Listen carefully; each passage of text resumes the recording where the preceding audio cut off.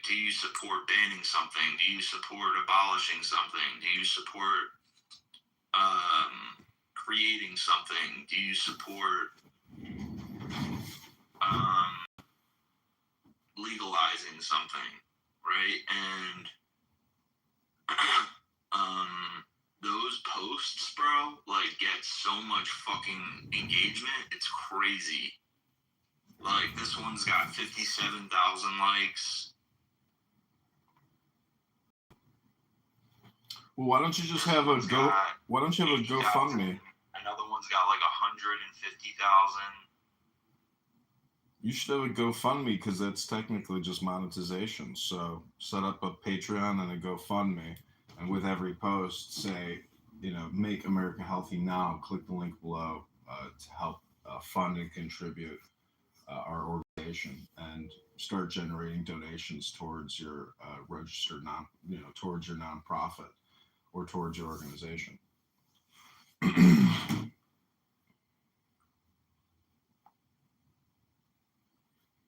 Because even your ex posts, do you support RFK? It's like, the engagement is incredible. So you should definitely have a Patreon or a GoFundMe set up.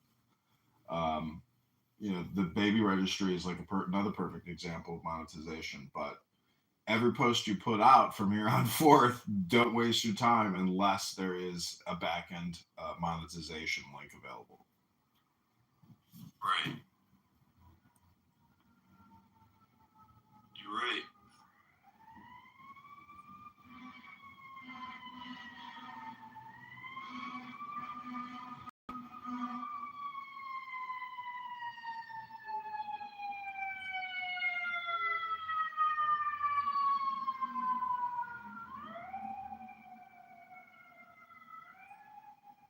Q, what's up, brother?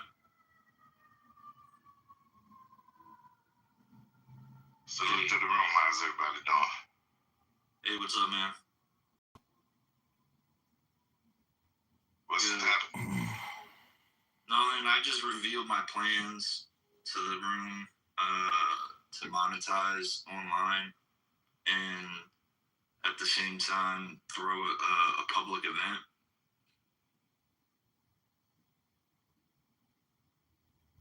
Sound like a plan? Yeah. Hey, did you look at the documents that I sent you?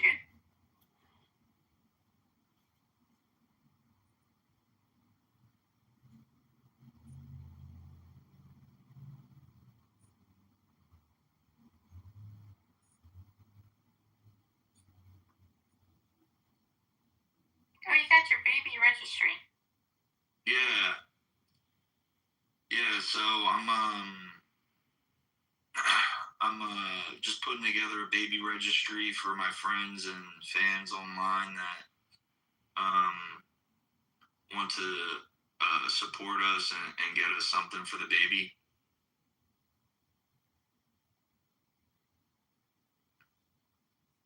Are you ready to get this? Yeah. You're gonna have the best of both worlds. You're gonna be complete. Yeah, I'm complete. Yep.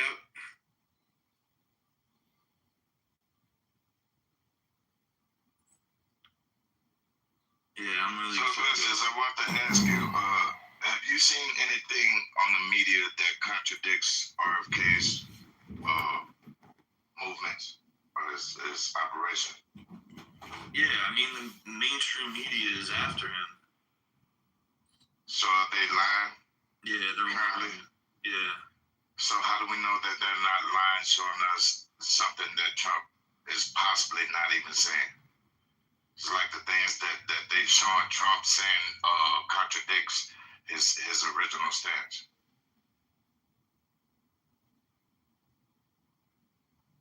I don't know.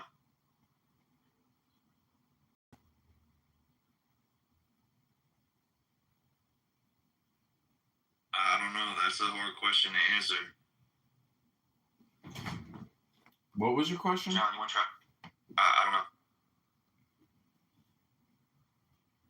John's a big RFK supporter too, so. I was looking at my phone. What did you ask?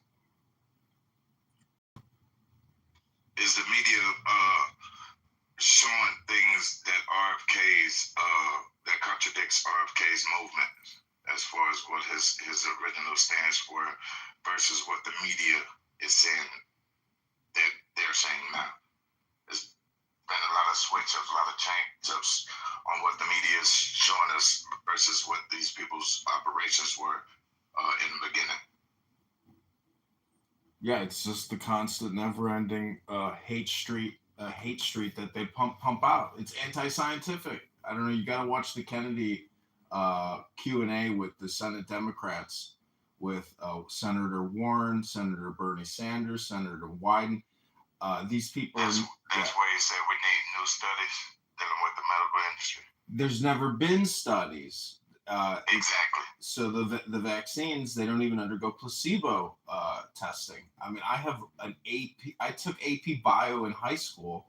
I'm not that intelligent, but at least that basic education gave me some grounding in scientific methodology and observations and predictions and hypotheses. And there's no science happening. It's just big pharma. Big pharma keep giving us Medicare, Medicaid. They want to shut up Kennedy. They want him silenced. They want his supporters silenced. They don't want Americans having any thought or input or any idea about what has been happening and the big pharma, Medicare, Medicaid, U.S. global takeover since the year 2000. It's platform medicine. Every year you got to keep getting your updates to your new platform in your body. This is absolutely insane, has unintended consequences, is extremely dangerous for we the people. It is extremely dangerous because the United States of America is the people. That's it. All the land, all the buildings, all the banks, all your dollars, it means nothing. The people are all that matters. So the commander's intent with Donald Trump is save the babies. Save the babies, save the children. And that's what Kennedy is doing. He's forcing the senators who have tens of millions of dollars of big pharma money sitting in their bank accounts while they scream like hyenas, jackals, banshees. These are the most dangerous and biggest liars amongst us. Senator Warren, Senator Bernie Sanders, they're all fakes. They're all frauds. They don't give a shit about your health. They don't care about science. All they care about is destroying Bobby Kennedy because they are deranged psychopaths. That's my opinion, and I'm sticking to it. Yeah, he really opened my eyes when he made that statement during that hearing that they need new studies, new science dealing with the medical industry.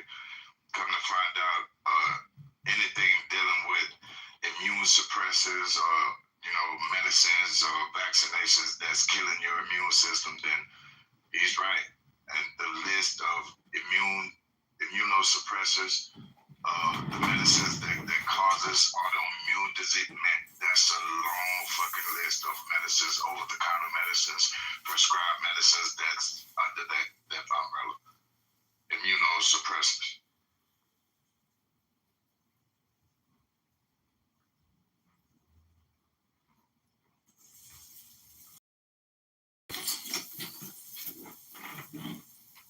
You just have to listen to their intonation, into their demeanor, into the way they communicate. If you communicate with love, you don't communicate like that. So leaders, if they're not communicating in love and strength and courage and bravery, that's what they sound like. They sound like screaming sites, nothing but bought out big pharma whores, and they're owned by big pharma. And that's because Medicare, Medicaid is spending $4 trillion a year. The market cap of NVIDIA is $4 trillion a year. They spend one NVIDIA every year to keep us healthy. It's not keeping us healthy. It's making us sick. We're paying to poison ourselves. That's what's been going on the past 5 years.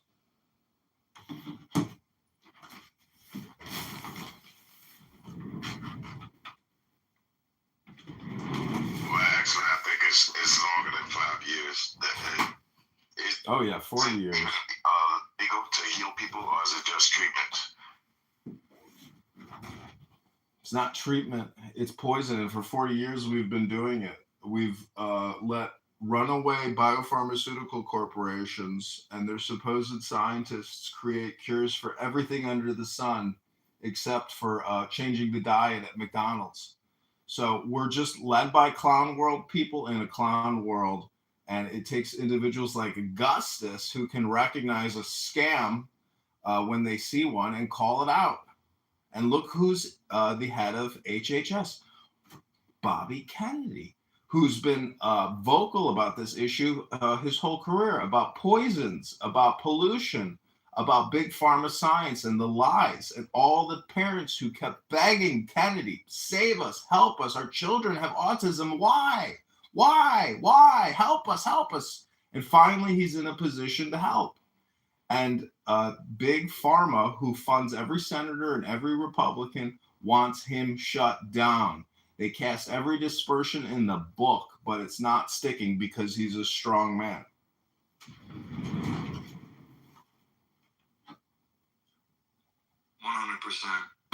Thank you, John. Yo, Brad, are you there? Donald Trump is like talking about technology. Yo, are you there, bro? What's happening, my brother? Yo, you went live on TikTok? Yeah, I've been on TikTok these days, bro. Slapping and dashing, you know what I'm trying to say? I'm out here like Gordon Ramsay. You know What's your account? Go and say you're a shell sandwich. You know what I'm trying to say? Like slapping people up. Using my power gained here on these clubhouse streets to bring righteousness, by the way. You know what I'm saying? But yeah, I've been on TikTok just loading up a little bit. It's actually kind of gangster, you know? And when you get onto the right panels, I was in a room just now about can white people and black people be friends? And it's hosted by a British black mid-race guy, which is quite interesting. But I was just delivering some noble truths. You know, again, it's always the establishment, never the people, but people always want to bring, I don't want to bore you up. But yeah, TikTok's good. So it was interesting. I think I heard you say yesterday that you're thinking about kind of getting onto TikTok. I think that actually would be the best place, and you get money, bro. Like you get a little bit of scratch, which is always nice. Get yourself a Uber Eats for your troubles. Yeah. So I'm on TikTok as a red. How many followers do you have? I've got just under 1,000. I'm nothing. I've got like 937 or something like that. Yeah. Been in there for a few months, 2 months, 2.5. So. How can I find you on there? Anyway, find me, bro. Yeah. I'll type my name. It's hold on, let me type it in for you. Yeah, Donald Trump's been talking about quantum AI technology and stuff like that.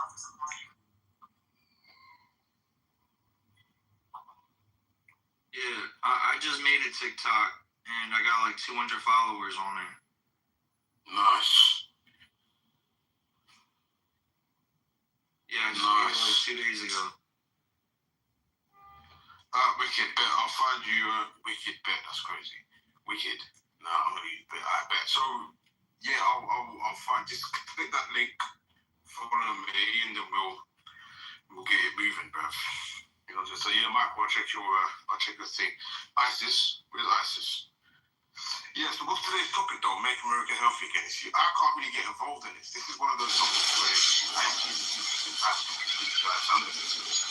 do what John was saying.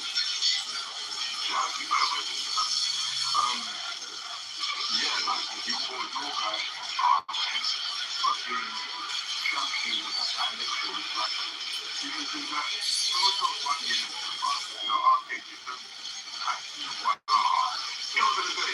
That's easily. And I'll never forget that song. There goes fire. I'm emotional. You see it coming to the play. Back to back. He's the first one you know, we got here to happen in the song. American citizens, games, best concept. And being queens with these injections. So I'm just gonna sit this one out and make myself a cup of tea. But yeah, some of you guys.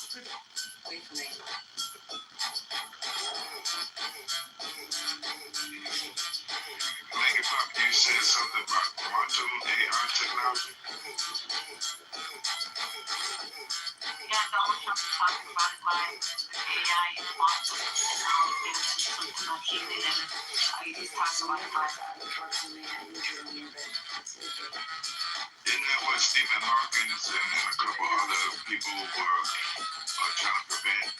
Telling that the merger of quantum computing and AI was the biggest mistake that they could make.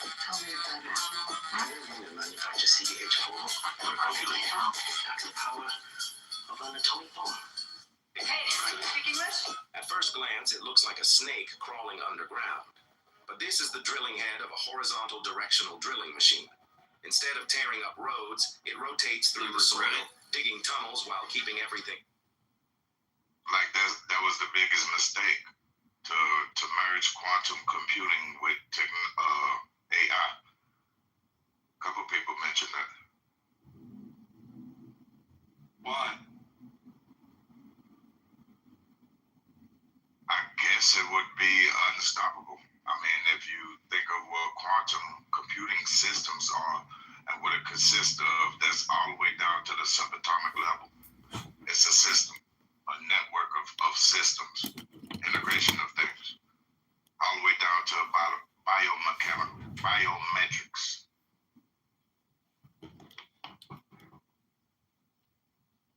I would aid him. Keep in mind what we were just talking about earlier. He said this would help him aid and assist in invading over there in the Middle East.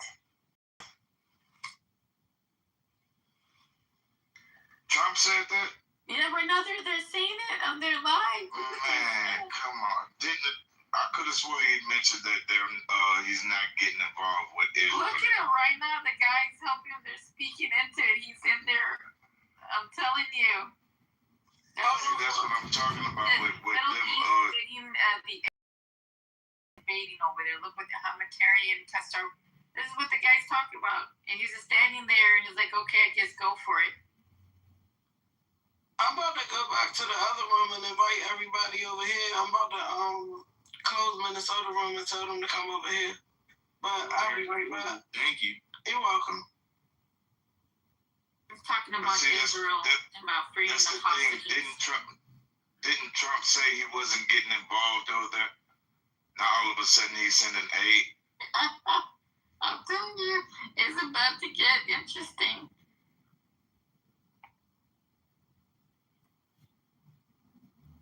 Everybody's always so concerned about AI and quantum computing as if it's going to create some kind of, black hole or some type of new sentient organism. I just view it as a scam on the taxpayers. In Illinois, Pritzker gave hundreds of millions, billions of taxpayer dollars to build these quantum facilities. And I just think that it's really just another form of spam that unfortunately, we, the humans of this world, are really the end all be all of 60 billion years of evolution and the universe creating us, and all this stuff we're putting all this money into isn't housing. It isn't lower utility bills. It isn't lower property taxes. It isn't lower income taxes. It's nothing but taxes. And it's all in order to essentially build new technology to spam us, just in the same way that all the algorithms and all the platforms have controlled our minds and have created mind viruses and have degraded our bodies, made us less healthy. So I think the only thing we have to fear is fear itself. You said that they were using millions of dollars for these facilities. They're actually building these humongous warehouses. I've delivered to several of them. They are building these warehouses, the network server warehouses, and another warehouse that's integrating technology. This warehouse is next to a biolab. They are putting these facilities in across the nation. That is going on. Said something about Palestine and Israel, and I said, man, this guy is. Am I fucking just looking at scripted shit, or they're just being role playing? But you should just read the shit that these individuals are saying over here.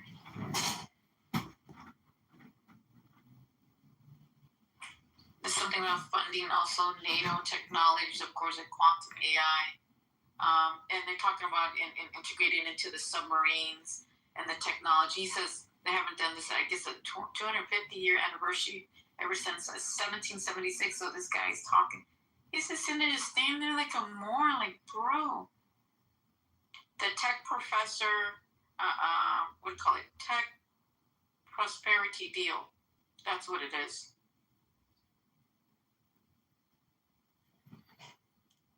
What are you watching when you get it? It's live. It's Donald Trump live, talking about that they're going to go with AI, quantum. They saying something about.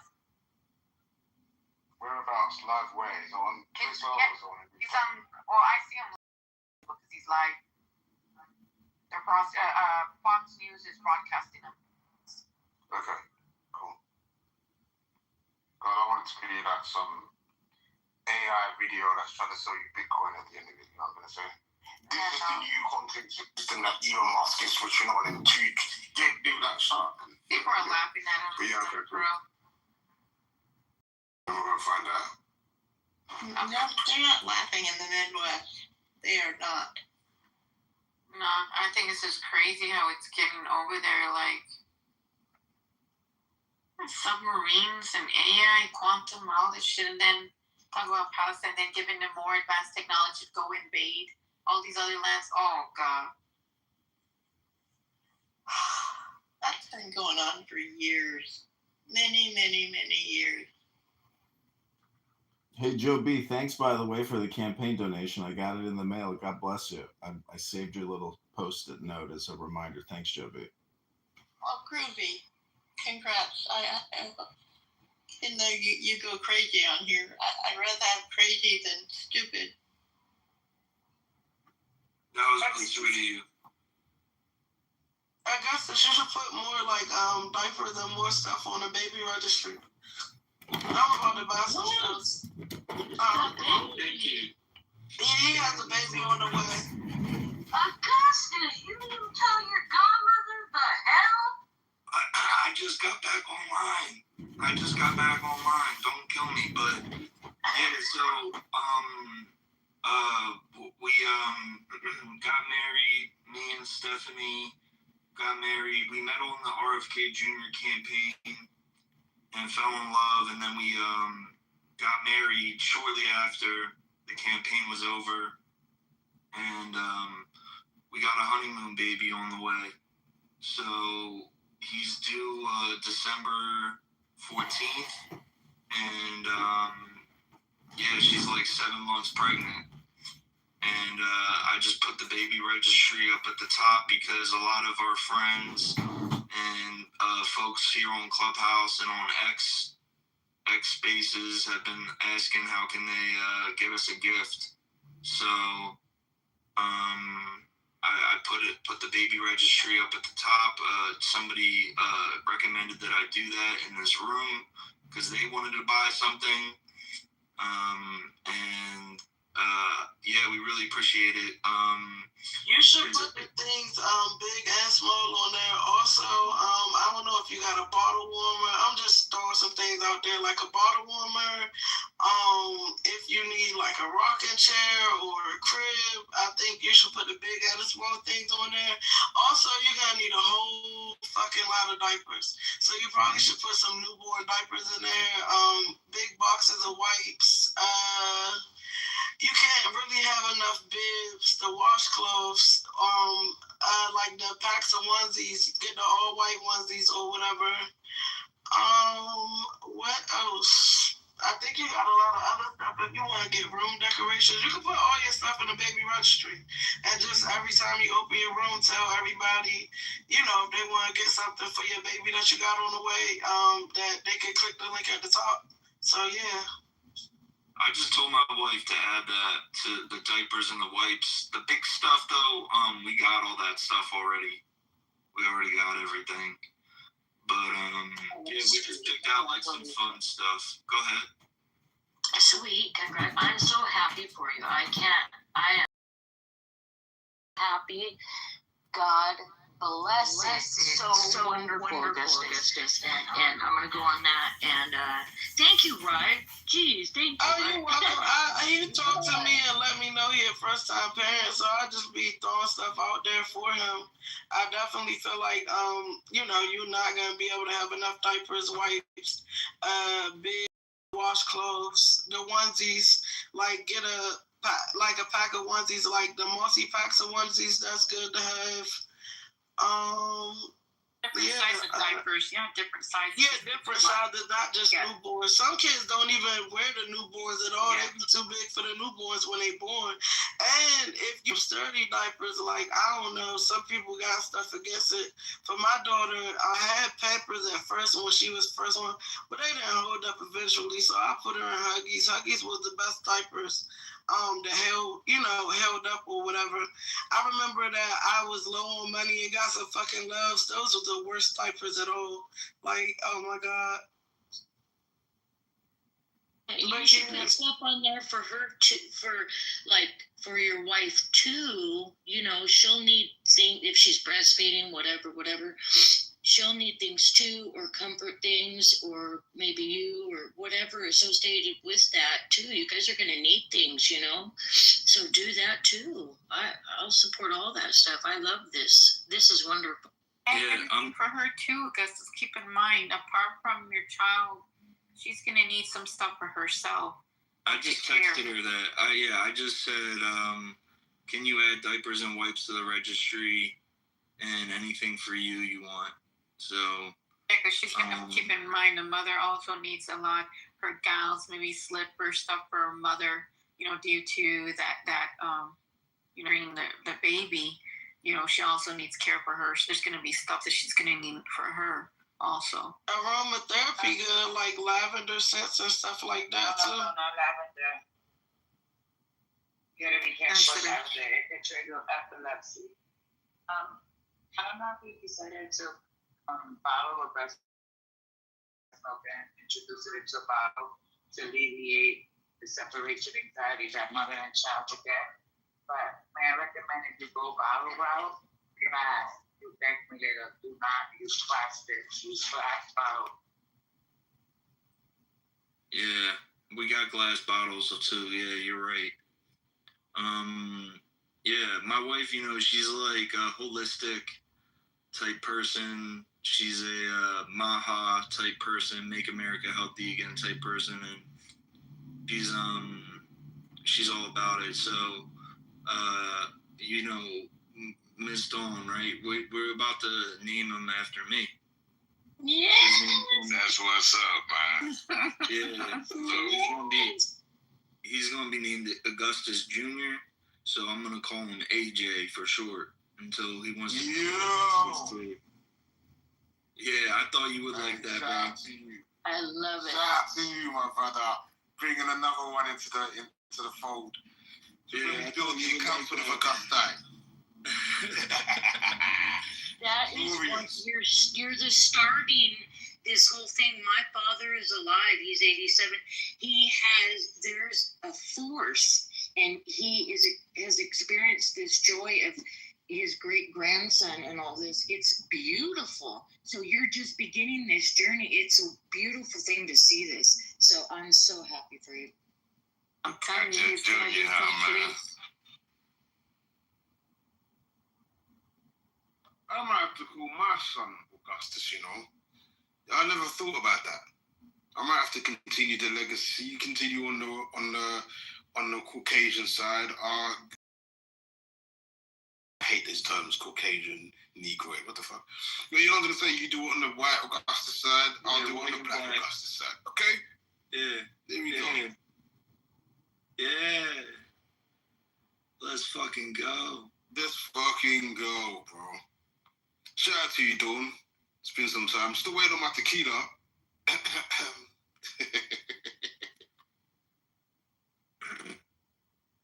As you can see in my PTR, I mixed it up. Let me see. You with your daughter? Yep. I'll try to find one of my grandson who's got the black mix. So we're We're a rainbow family. That's cool.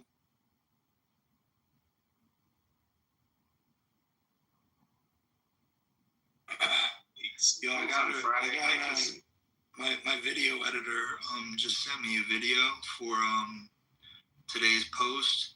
So let me review this. I'm gonna go on mute. You guys chat. You're a rainbow family, Joe, because Skittles has yellow 6, red 5, and Bobby Kennedy's getting those food dye colors out of our. You know what I mean. Cute though. Oh my God, I'm so happy. Oh.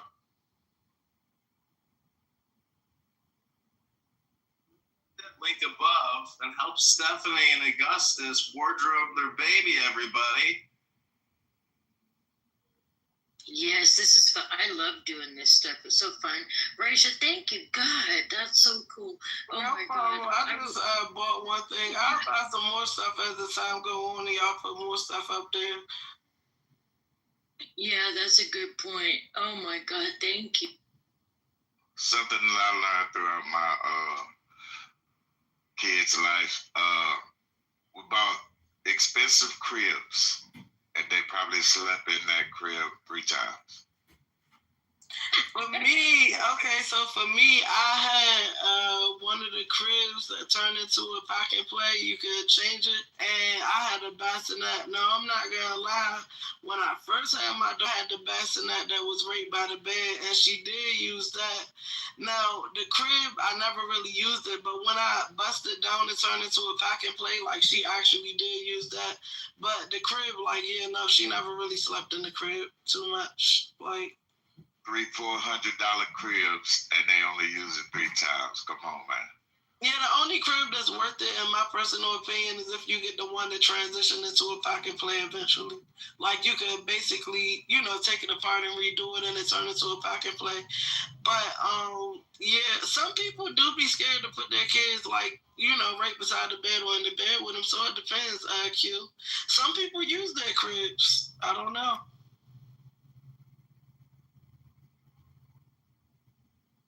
We raised our granddaughters. We put them right in the bed. I don't know. It was like this safety thing. We wanted them near. Oh my God, it was such a joy. It was beautiful.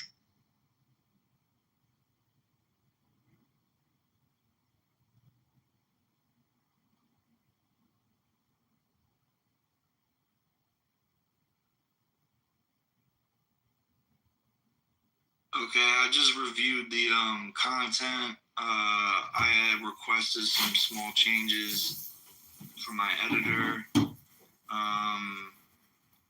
If you guys aren't following me on Instagram, I'll put the link to my Instagram in the chat. It's a RFK Maha Instagram. And he's the biggest one out there besides his own, right? So I put a lot of effort into it. If you guys want to follow it, that would be great. I just put it in the chat. Okay. Good morning. So yeah, man, there's like a lot of crazy shit going down, a lot of crazy shit going down in the Maha movement. Just last week, newly released emails reveal Dr. Fauci instructed NIH employees to destroy federal records in an attempt to conceal key information from Congress and their COVID investigation. There's that. To highlight some Make America Healthy Again wins, there's been 900 Maha-aligned measures and legislation introduced nationwide. 56 big food commitments to remove food dyes, and 34 states adopt Maha legislation. So, Augustus, what region do you represent? I'm in Washington, D.C. Well, I'm in Chicago area. Maybe we should talk. Okay. 100%. So what's going on in DC that the media isn't showing? That people like the fact that the National Guard is here. I came across some information that they're not just cleaning up parks and cleaning up graffiti off the walls. They're actually in operation of, getting deportees. They're actually out there arresting and deporting people. The individual from Israel is speaking, and he's clarifying the assassination of Charlie, and he's in there speaking about it. So he just addressed it.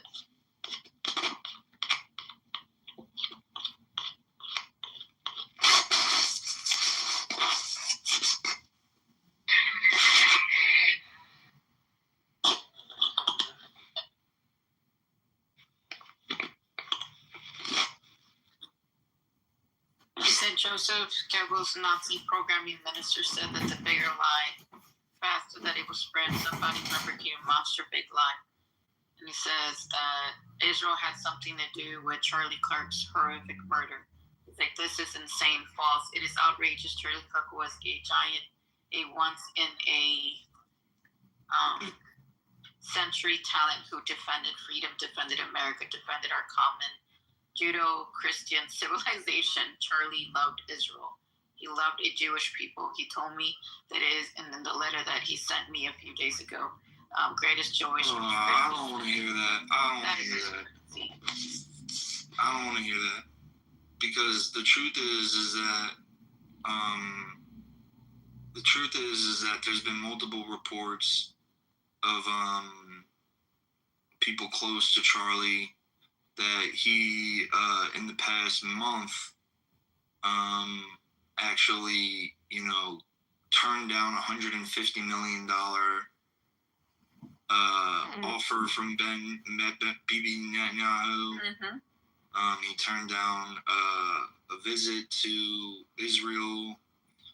I don't even want to go there right now. I mean, this is about RFK. This is about making America healthy again. This isn't about Charlie Kirk. This isn't about Israel.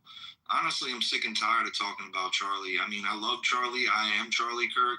But the shit has got me so fucking depressed the past week that I do not want to talk about it anymore. I just don't about it. It's got me in a bad mindset.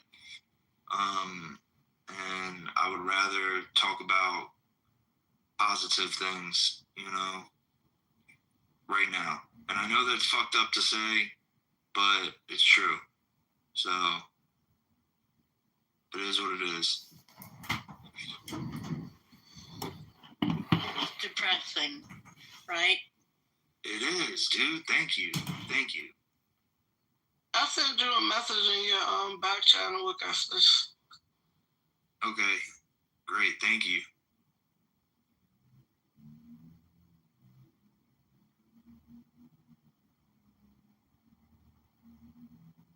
So do you have names to pick out? Yeah, we're going to name him Augustus Jr. Oh, sorry, I think you said that. What's the I due didn't date? read it. It's all good. What's the due date? December 14th. Oh, dope. I think he might be about 2 weeks late and born on January 2nd. I'm just saying. Just time before the oh, that's so nice. Holiday baby.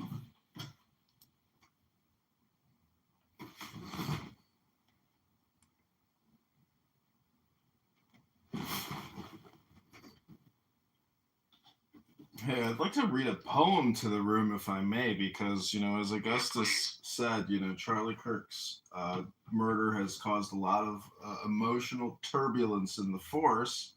I hope you enjoy this poem. Many of you may have heard it. It's Invictus by William Ernest Henley. So this is a meditation. Just take the deepest breath of the day. Out of the night that covers me, black as the pit, from pole to pole, I thank whatever gods may be for my unconquerable soul.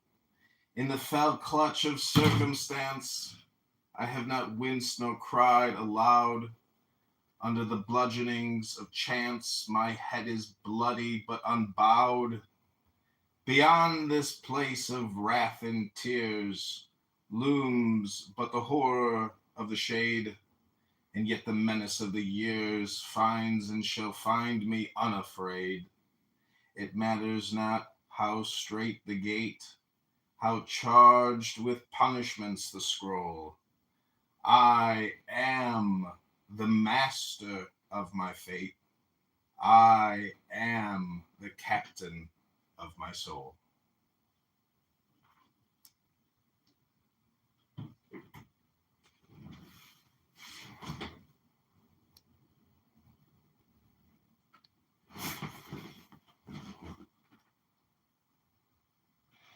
Keep it up, John. I agree with KK. John, I truly appreciate this version of you. The reading of the poems, the scripture.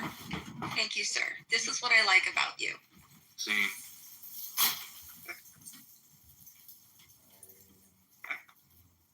and when he goes and talks about RFK Jr., it's so passionate, bro. Like he's a real supporter, and you know, as somebody who's dedicated their lives to RFK Jr.'s movement, I just really appreciate John's enthusiasm and passion for everything that is a part of our agenda, right? So,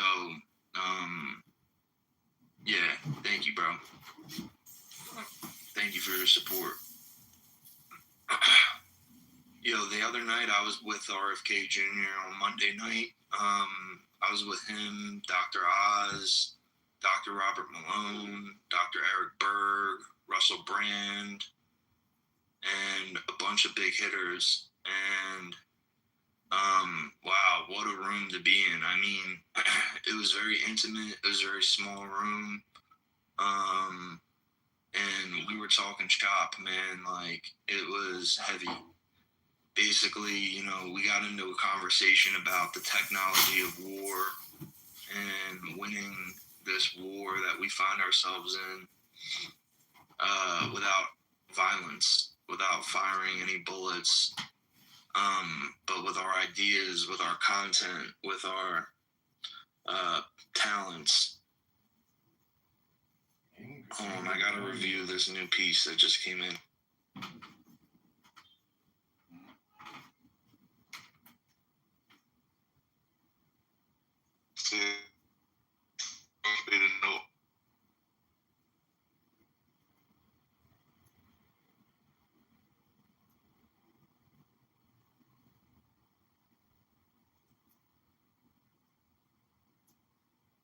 Whether you were kind of in the matrix, sir, you might want to repeat that while Augustus reviewing something. We didn't hear you.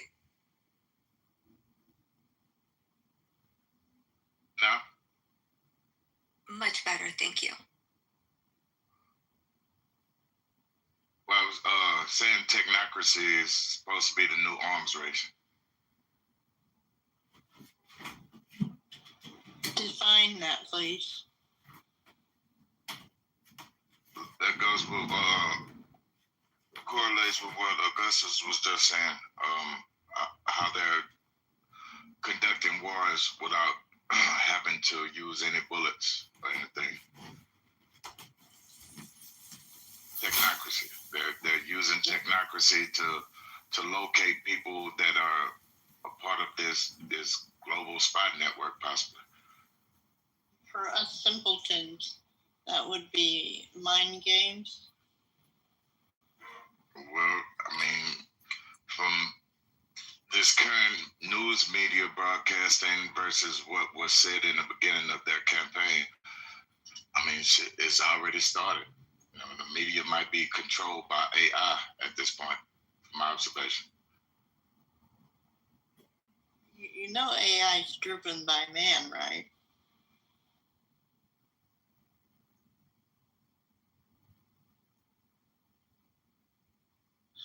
Sorry, you guys. Yeah, but not when it's left alone.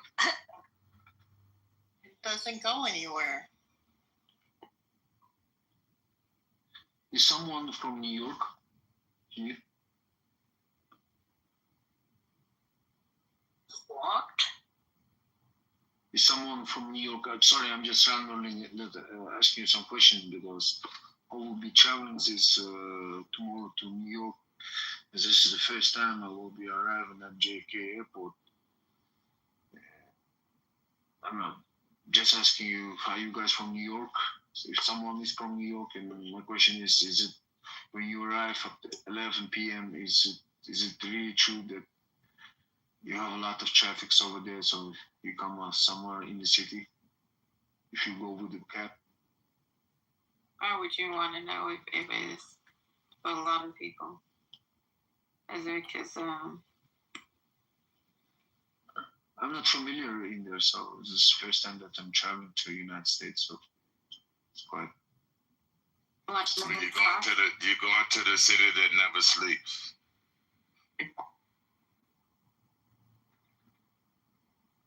How long does it take from JFK to the city? How does it take it can take it from 1 hour to 3 hours? Is it true?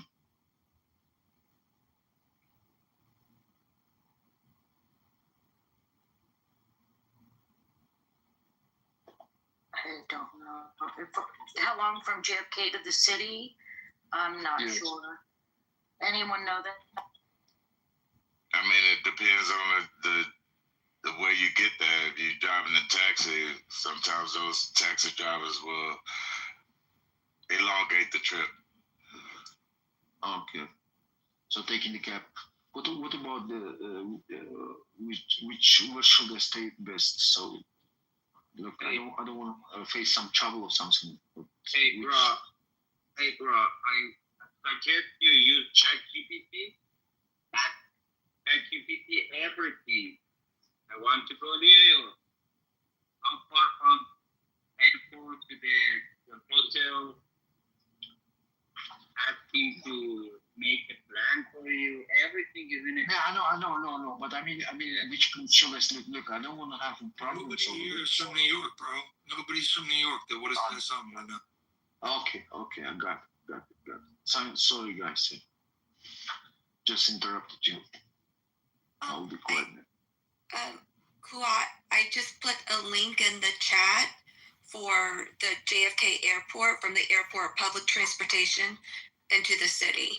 So it'll tell you your options as far as bus or train. But you're flying into JFK, not Newark, correct? Yes, I'll be around. Yeah. Well, there's a public information, so it's in the chat.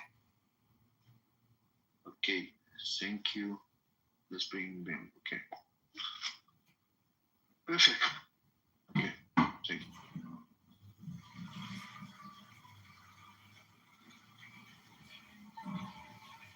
So, KK, you put a definition of technocracy, what Q Weather was talking about, the government or control of society or industry by an elite of technical experts.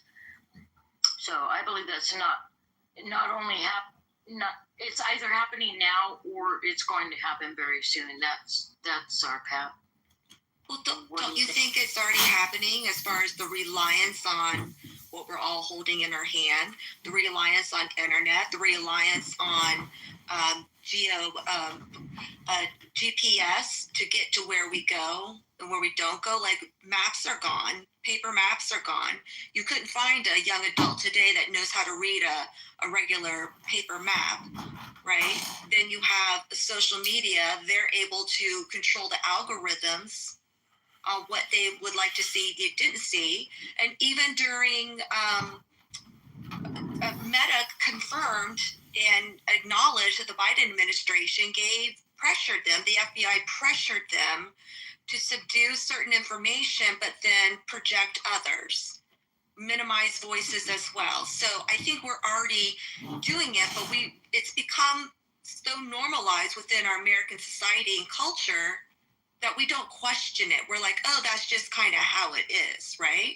So I think we're already in the midst of it, and people are just only waking up to the impact that it can have, not just politically, but as far as your health, everything. I mean, I looked up one thing about an orchid on Instagram, and I got 15 different ads for orchid mix, plant bugs, everything that you want to. I'm like, I looked up one page, and that's where we are. So, I mean, they are literally controlling your mind. I put a link in the chat. World Government Forum Summit 2018. This new artificial intelligence called hybrid intelligence. It gives a layout on its trajectory, what it wants to be, how it wants to interact without using devices, using the medical industry. Very interesting. And that will be putting something in our bodies, tracking. There you go. Yeah, putting stuff in our bodies to identify us, our pay systems, everything, our socials, everything associated with that. It goes into great detail on what it wants to be as far as the new master, our new government. It's an interesting video. It's in the chat. Also, think about, there's only 2 countries in the world that allow consumers to see medical prescription medications on for paid advertising on their TV. Only 2 countries in the world. And I think that was one of the Maha agenda points, is they were going to eliminate that, which means a lot of dollars are going to disappear from, the big legacy media outlets for sure. But, think about that control. Constantly seeing a prescription for this and that, and everyone's so happy and go lucky, and it's going to make it better. It just kind of puts in our brain subliminally that medication should be normalized and everyone should be going onto it, instead of saying, what lifestyle adjustments can I make to control or to minimize the adverse effects of the choices that I'm making, or the pollutants that I'm putting in my body, the pollutants that are in my environment as well. It's like they're doing it within our medical field too. So I would love to hear from Augustus as far as what is the actual stance on and the timeline of removing ads for medication on our TV screens, which I think would be a healthy thing to do. Right. I mean, the problem with that is that they're protected under the First Amendment, under free speech. So there was an executive order signed that they're going to basically start to look at the specific different medications that are being promoted on TV. And some of them will be removed, but all in all, this is like an issue that could go all the way up to the Supreme Court because it's protected under the First Amendment. Then later on down the line, those medicines that are being broadcasted nationwide just so happen to go through a class action lawsuit for the side effects. So I think that's what they were saying, is that they will allow the advertisement, but you have to give full disclosure on the adverse effects of it, which would be, and many times, 4 minutes long. Understanding the price of actual ad space, that would be very expensive for medical advertisers. That's right. But don't you think it's interesting that there's only 2 countries in the world that allows this? And I thought, John, what you wrote in the chat was very interesting about NLP. Very interesting. There's already a vaccine victims U.S. fund. This is what I researched during the pandemic. There's already a United States of America vaccine fund for vaccine victims to compensate them, because so many children do have severe injuries from these vaccines. There's already that fund in place, but it's not for COVID-19. So Kennedy, I believe, is trying to rip away the indemnity that was given to them during the national emergency for COVID-19. And in terms of deceptive advertising practices, I've worked in digital advertising for 20 years. It's everywhere. Facebook and Google are the biggest purveyors of scams on the planet. It's called deceptive advertising, clickbait. It's called. There's so many ways to label scams and frauds, but the United States government, the Federal Trade Commission, constantly brings down deceptive advertisers who make wild, outrageous claims. And the wild, outrageous claims of the COVID-19 vaccines is that it will prevent you from getting COVID and it'll prevent transmission. Those were deceptive claims made by Fauci, by all mainstream media. The morning show, sponsored by Pfizer, get your vaccine today. Joe Biden say that it would heal you. Exactly. When the government makes the claims, it's not deceptive or illegal because they're the government. So we don't just have a big pharma problem. We have a government problem. This means employees and elected people in government are the problem. We live in clown world, and this is a war. Don't make no mistake about it. This is about yourself, meaning that your brain and many people on this app are completely co-opted by the narrative. And the only real truth in the law is when you break the seal of violence, now we got a bigger problem. But the truth is the war for your mind starts at the advertising level. There's publishers and there are advertisers and there are consumers. And so if you want to liberate yourself from the system, all you have to do is click that link above and buy little Augustus II a little baby onesie. So Stephanie doesn't have to fork out that $20 to get that new outfit, everybody. And don't forget to look at the green and the blue options, beautiful color patterns, manufactured in China, of course, but that baby, Augustus II, is going to love that outfit. So if I could just jump in, guys, can you hear me okay? Yeah. Yes. So I'm old enough to know that it used to be illegal for drug companies to sell, advertise on television anywhere. And Bill Clinton, that era changed that, where he allowed that or signed off on a congressional to allow for that. So that all started in the late 90s. But prior to that, it was illegal. So I don't know if people know that story, but that is the truth. And we're all beating around the bush here on the technocracy. And there's an alignment in our current government right now that's deeply concerning to me, and I've been railing on this for over a year now, and some of you ain't gonna like it. But the unholy alliance between Elon Musk and Palantir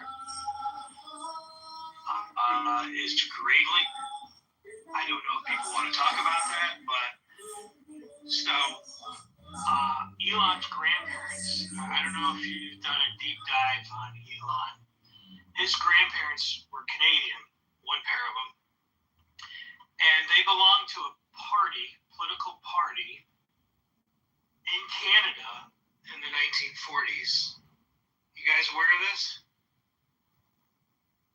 Vaguely. Say it again. It's called Elon's grandparents belonged to a political party called the Technate Party of Canada. Technate. N-A-T-E. Okay?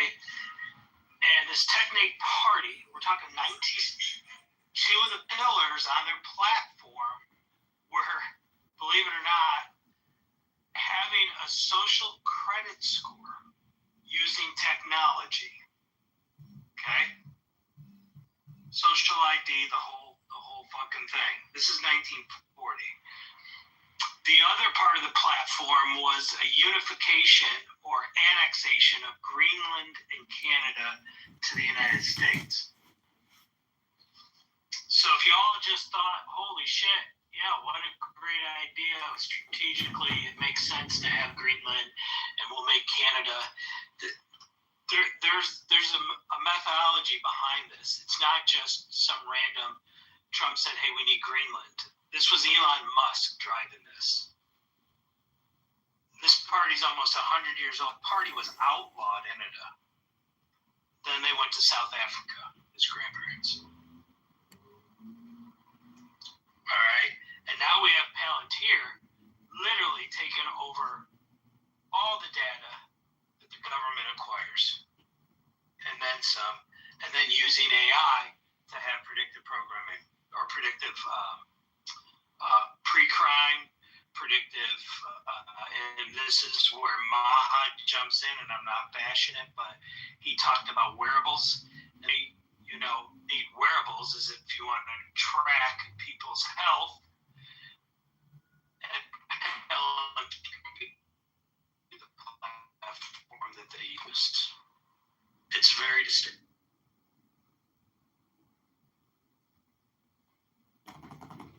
Well, That's from Tesla beds come into play. These people won't live forever. No one does. You can't swap out organs like they say that Z and Putin were talking about and live forever. Everyone's going to the same place through the same door, and we all came from the same place and from the same door. So I would, again, just encourage everybody in the Make America Healthy Again room to remember the wise words of Franklin Delano Roosevelt when he said the only thing you have to fear is fear itself. So a lot of these things will turn in on themselves, meaning like Zuckerberg's glasses AI, failure at his recent demo. But the truth is, we need more transparency. And if everybody was transparent, there'd be a lot less crime.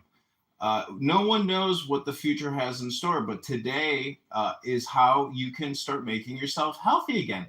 Go touch grass. That means go for a walk. Take 10 deep breaths. I have a little ring finger clicker, and every time I take a deep breath, I click it and I count how many deep breaths I'm taking today, because our breath is life. And breath will help you focus. And focusing and determining your priorities is how you can personally achieve self-governance and personal responsibility and self-reliance, because our solutions aren't going to come from the government.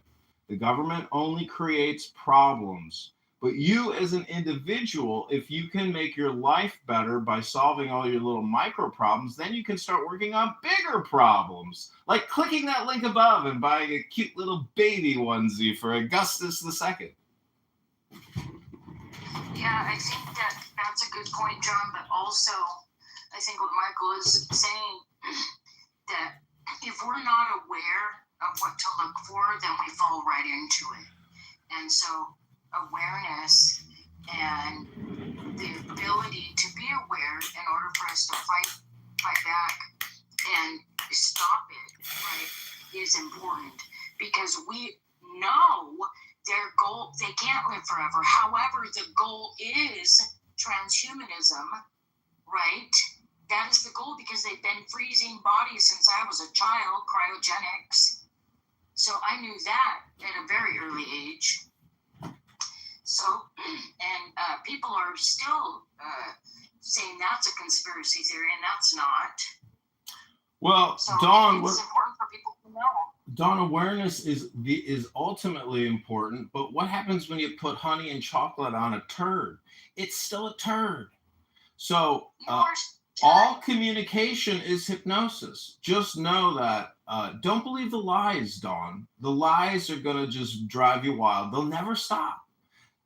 No one's going to live forever, and there's nothing new under the sun. Everything that is has already been. These supposed technocrats who are supposedly the richest amongst us and supposedly the most intelligent, they don't believe their own shit, Dawn. They know they're full of shit. They know it's a surveillance state. Meta, Google, all these wearable devices. I hate to say it, but even Bobby Kennedy's, who believes in, health diagnostic wearables and tracking, maybe it can be helpful. I'm optimistic because data is important. Most people are unconscious about what they're doing to their bodies every day. Many people go to McDonald's, they don't even know they're in McDonald's. Many people have a giant Snickers bar and a slushie at 7-Eleven, and they call that fruit and vegetables. Okay, Dawn? Most people are, as you pointed, unaware of even what they're doing. So awareness is very important. That's why you all need to click that link above and buy a cute little baby onesie for Augustus II, Stephanie and Augustus. Remember, all communication is hypnosis. Click that link above right now. Take that little digit. Click. Now click add to cart. Now click checkout. Jesus. Hey, the wearables is tied to compliance. You all know that. Meaning the doctor's going to get a notification that you missed your dose. You mean Nurse Ratchet? Who's gonna benefit from that? Time to take your medication. Time to take your medication. Time to take your medication. They're going to shut down your payment system. Time to take your vaccination. Time to take your vaccination. Somebody says it's time to take my medication. Alert, alert, alert. Alert, alert, alert. I forgot to smoke my blunt. I almost forgot.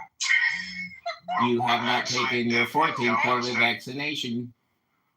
You will. Actually, if y'all watch that video on that summit, the wearables is not going to even be needed. Based off of what this thing said, it's going to integrate with you where you can interact with it without any device. It's going to be your new master. Just units of measurement. Quantum is unit of measurement at the subatomic level.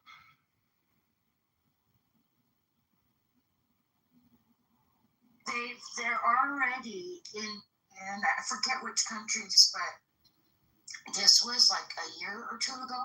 They're already putting pay devices in people's hands. Already. That's crazy.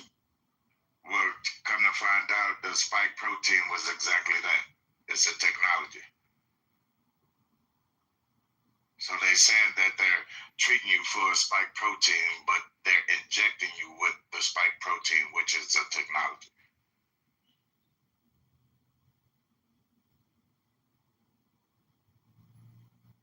So you got to treat a spike protein with a spike protein. That's kind of like saying, we're going to cut spending by borrowing and spending more.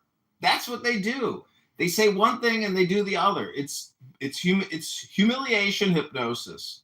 You have to really track these people. So on my laptop downstairs, I have hundreds of clips from 2020. I recorded this shit out of Facebook and YouTube and everything they were pumping to us and feeding us in terms of lies and propaganda. Fauci, if his lips are moving, that fucking snake is lying. That man has to hide his face now. He can't even be seen in public. People are so pissed at that fucking liar. So remember the ancient, wise Native American saying, and you will never, ever be lied to again. It goes like this. If you can say it, it is not true. That's what the ancient people of North America said. And remember, if you can say it, it is not true. It may be a paradox because I'm saying it, but I'm repeating it from what's called a book, everybody. I'm in a book club. And in my book club, we only study wisdom texts. And let me give you another one. The more you think, the more you speak, the further from the truth you're going to get. That is the essence of the advertising industry. Back in the 1860s, the snake oil salesman of the West who tried to cure your tuberculosis with a bottle of a Malort and some food color dye, that was what originally this deceptive advertising in the medical industrial complex deals with. Making false claims about how you can improve your health, protect your health, or protect the health of other people. That's what they lied to us about in March of 2020.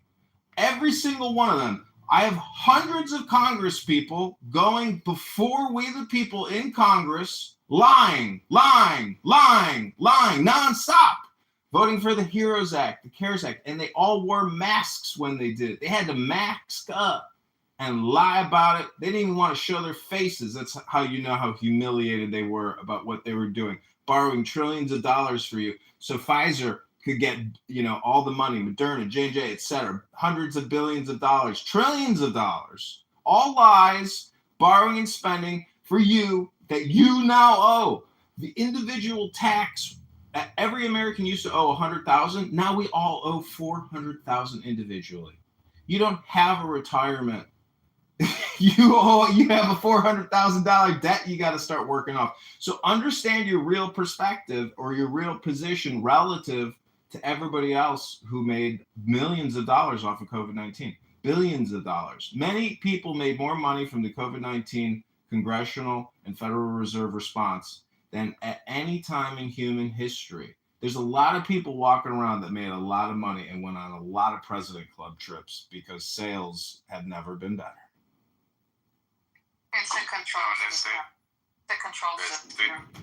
I'll let you go. That statement you made, if you could say it, it's a lie. That's a message, man. That's almost like the Indian Removal Act happened in 1830. That's when they prevented people from sharing their history. A lot of history was erased.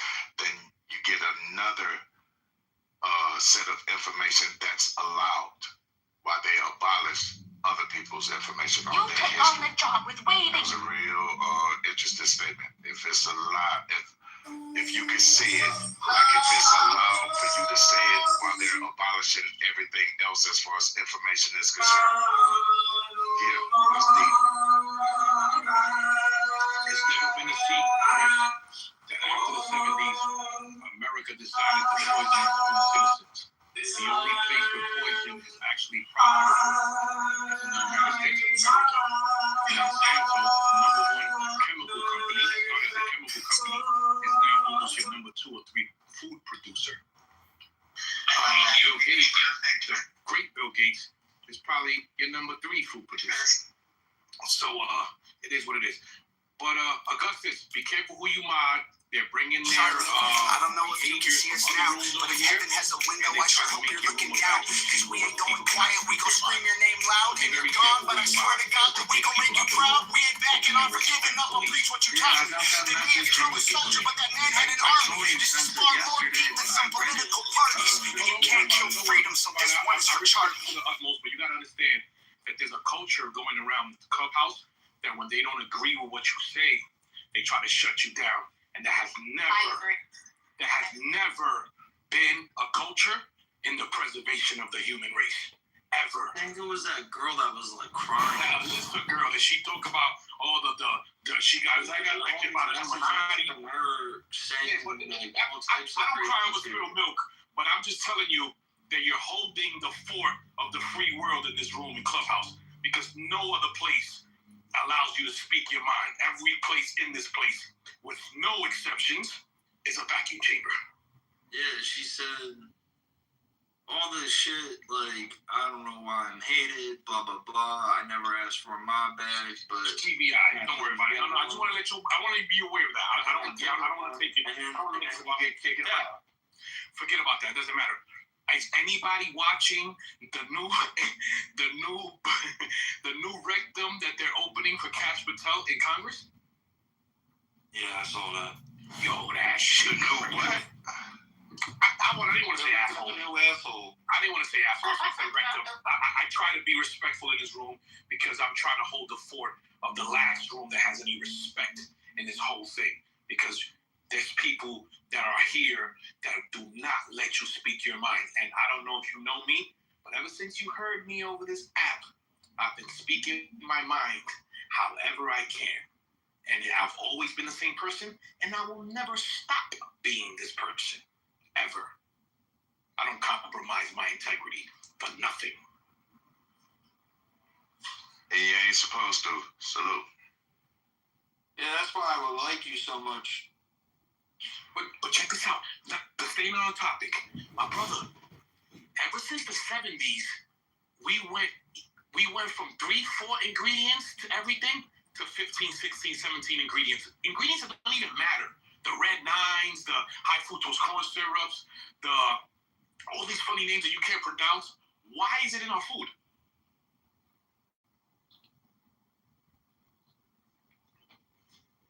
I would would say that started before the 70s. The poisoning started when they started injecting people with so-called vaccines. Virus was something that had the word virus was something that either you took or something that had to be injected in. That's the etymology of the word virus. Slimy substance, snake poisoning, snake venom and poisoning. That's what the word virus used to mean.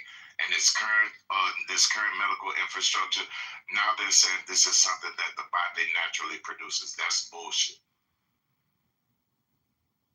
Well, isn't that just the way that, so if they're trying to poison everything, right? And it's like they have the poison and they supposedly have the cure.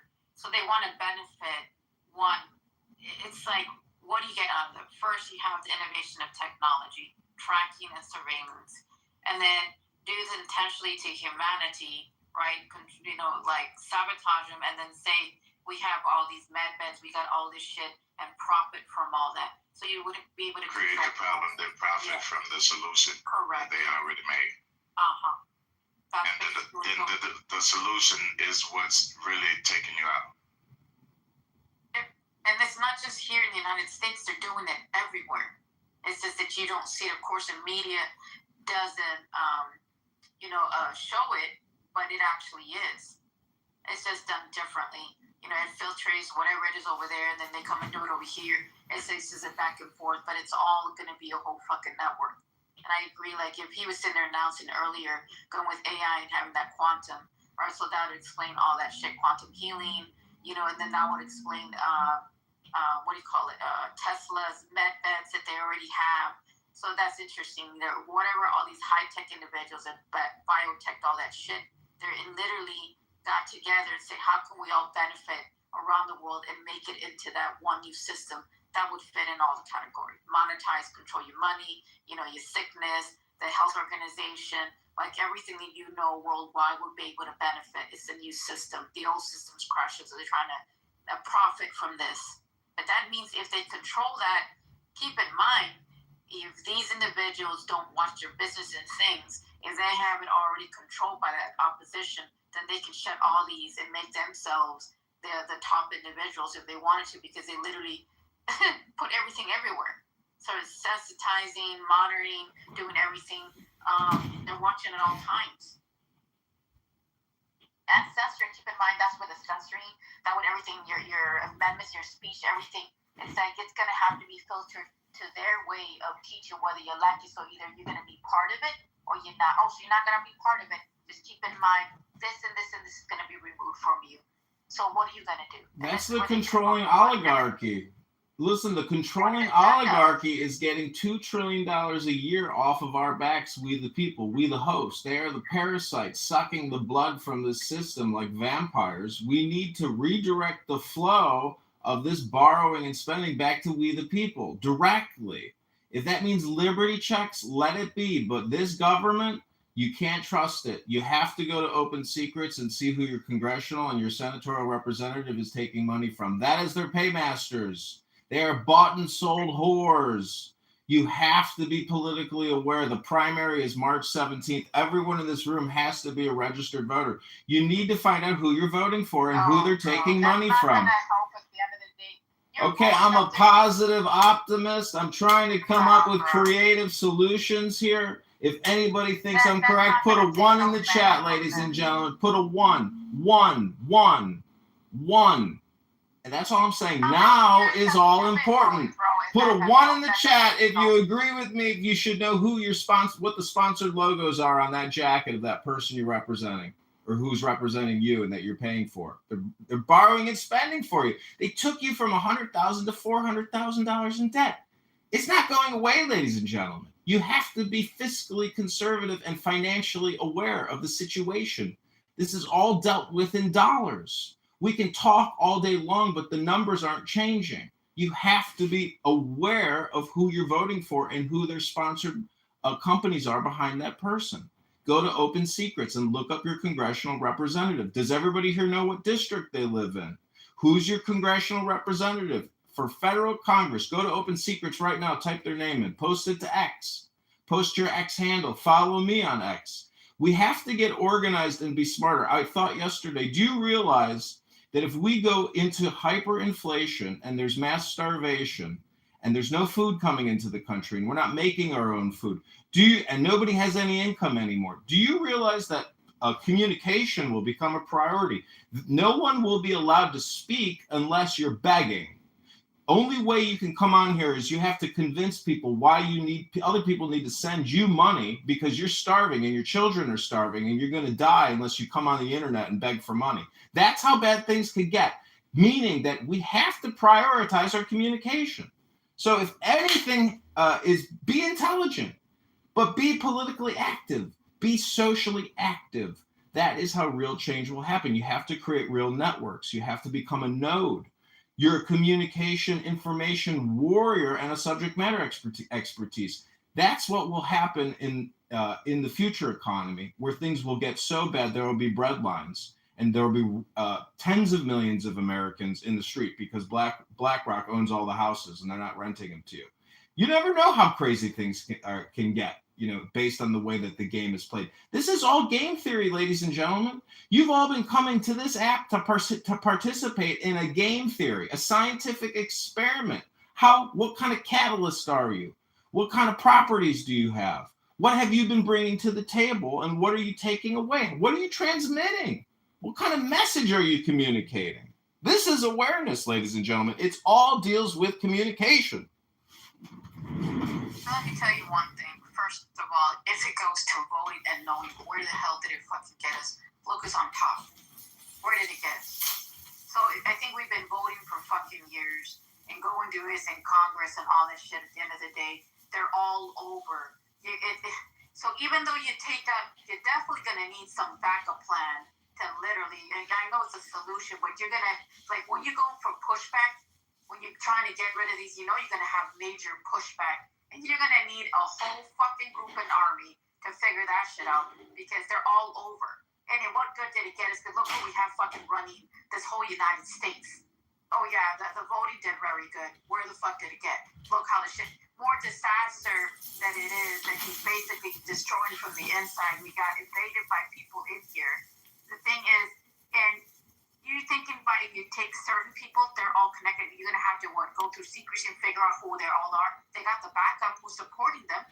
You're gonna literally have to fucking clean house, and they're not gonna give it to you easy and say, oh, because we're voting. How many voices go up there and fucking vote and look where we're at still? You're doing it for decades, so that angle is not working where we're going at. And you're thinking it's way beyond what we actually think, what these people know and who they're. Well, I'm not saying it's fear, but you better have somebody up there really high with a whole bunch of fucking army to clean fucking house, and they ain't gonna give it to you easy. They're all corrupted, especially the people that are supporting them across the fucking seas. And they're in the health, they're in the government, they're in our CIA, FBI, they're about every fucking FEMA, everything that you fucking know. And we got some of our police officers, some of our National Guard, some of the stuff that are even corrupted with the same people. That's a lot of fucking corruption everywhere.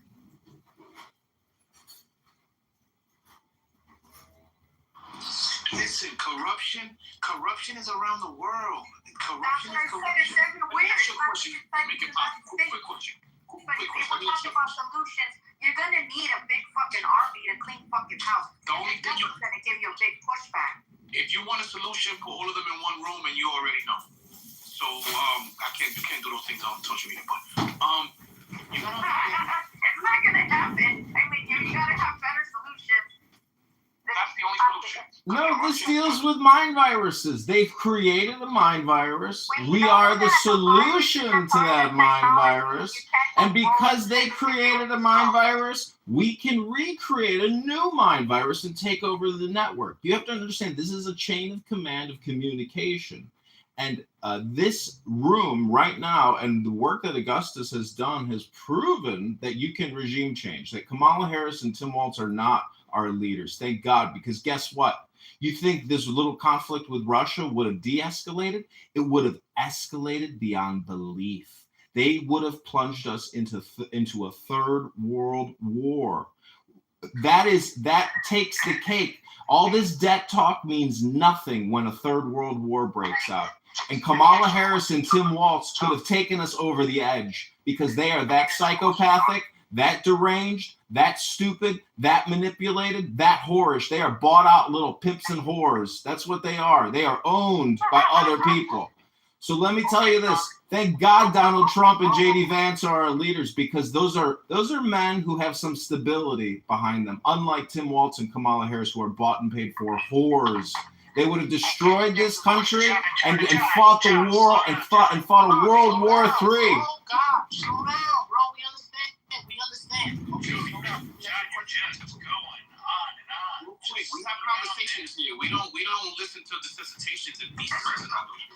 I don't disagree with you, but we can't have dialogue if we don't come up for air.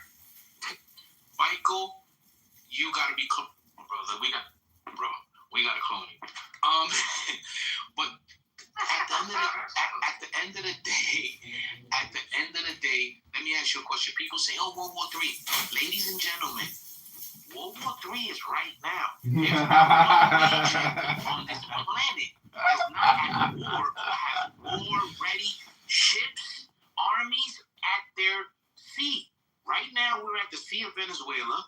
We're at the Sea of Russia. Everybody is ready for war. The war is happening. The war consciousness is happening. This is like the best concept. You wait till this UN. I hope everybody knows I'm a performative actor. What they think about some people might call that being a troll. Crazy stuff to take the light off of them. But a lot of people don't like that kind of rhetoric. And that's my game. Everybody is essentially trying to create as much dopamine flare as possible. And this is me being hyperbolic.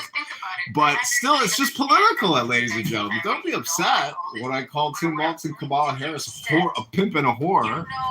It's called politics. And it's not even that crude. You're be prepared for every single little thing that they're going to come at you. And keep in mind, and even if you take those morons off the fucking top, they still got other minions in the fucking bottom that will replace them easily with the other fucking minions. Well, this sounds like an Antifa room now, ladies and gentlemen. That was the original title of the room. Who here's an Antifa member? Who here's a radical, violent person? Because that's really what I'm concerned about, is violence. Now, you can try to say I'm going, hyperbolic. I'm just literally, I am an actor. I am a creator. I am an artist. I'm a filmmaker. I'm a politician. I'm a veteran. I'm here to tickle your feather, and I hope you're having fun. Yes, maybe you think I'm being too political, but I'm just here to tell you that if you haven't gone on a walk yet today and you're going to be on this app for 8 hours, it's not good for your health, ladies and gentlemen. Try going to the gym and reading a book. No, hold on one second. What you said, hold on one second, because what you said is very important. By the way, I've been researching all these conspiracies and everything since the Russian manifestos in the 80s. With Carl, I forgot his name. All the Bob Akin and all those other crazy people. But you gotta understand one thing. In my journeys, everybody that carries all this information turns crazy. There's a point of no return after you know so much that you can no longer be normal. So, ladies and gentlemen, please do not let this information overload your regular days. Go on your walks. Go do what you got to do in life. And don't let this consume you, because it will, because there's no ending to what this is going on. This has been happening for thousands and thousands of years before us, and it will happen for thousands and thousands of years after us.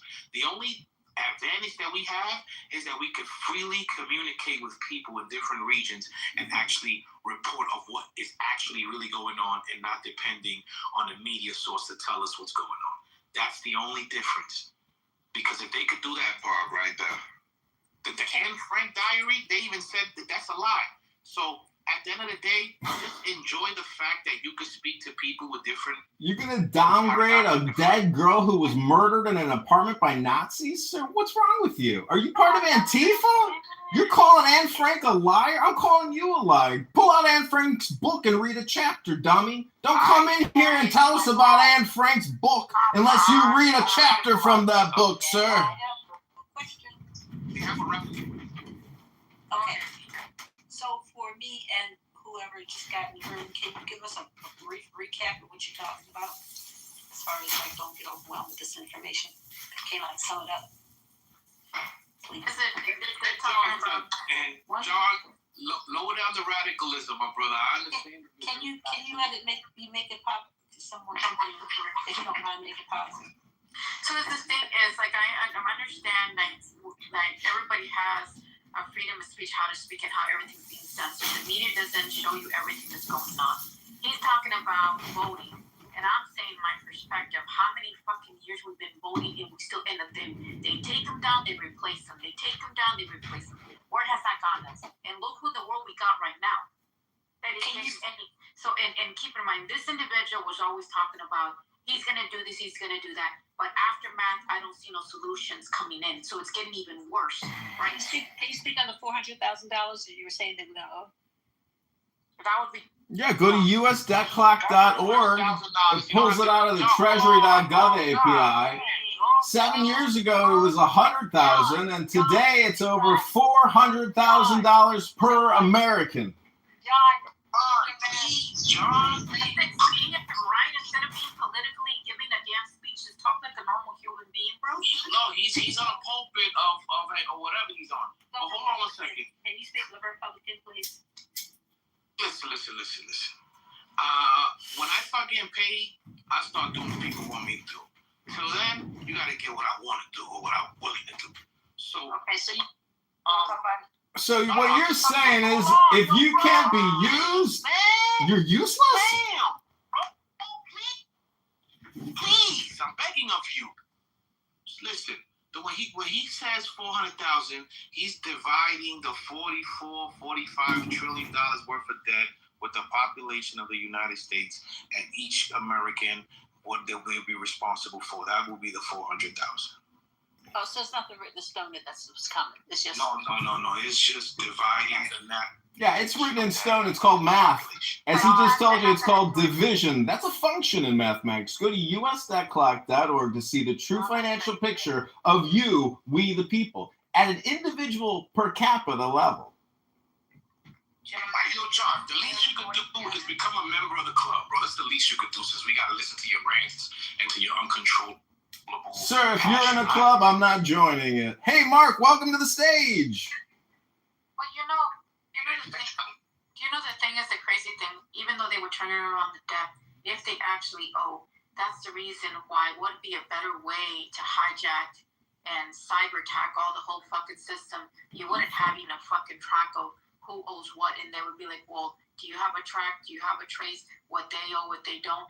That's why they're actually using all the quantum and the fucking AI. It's also trying to race and get. Let's make room for new speakers. Mark, welcome to the stage. You're running for Congress. I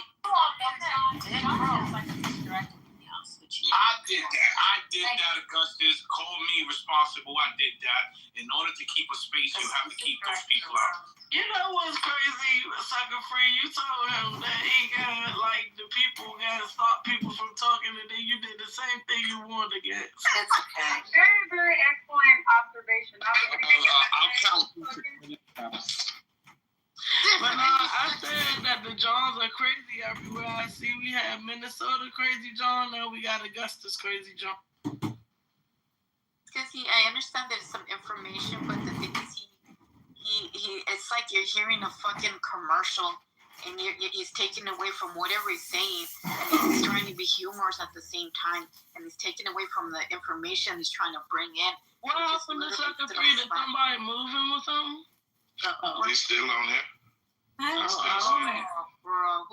they moved him. No, somebody did. I didn't do that. Who kicked him down? Oh, that was not me, Sucker Free. No. Yeah, y'all be playing too many games with these moderator bags. You said what? You did it?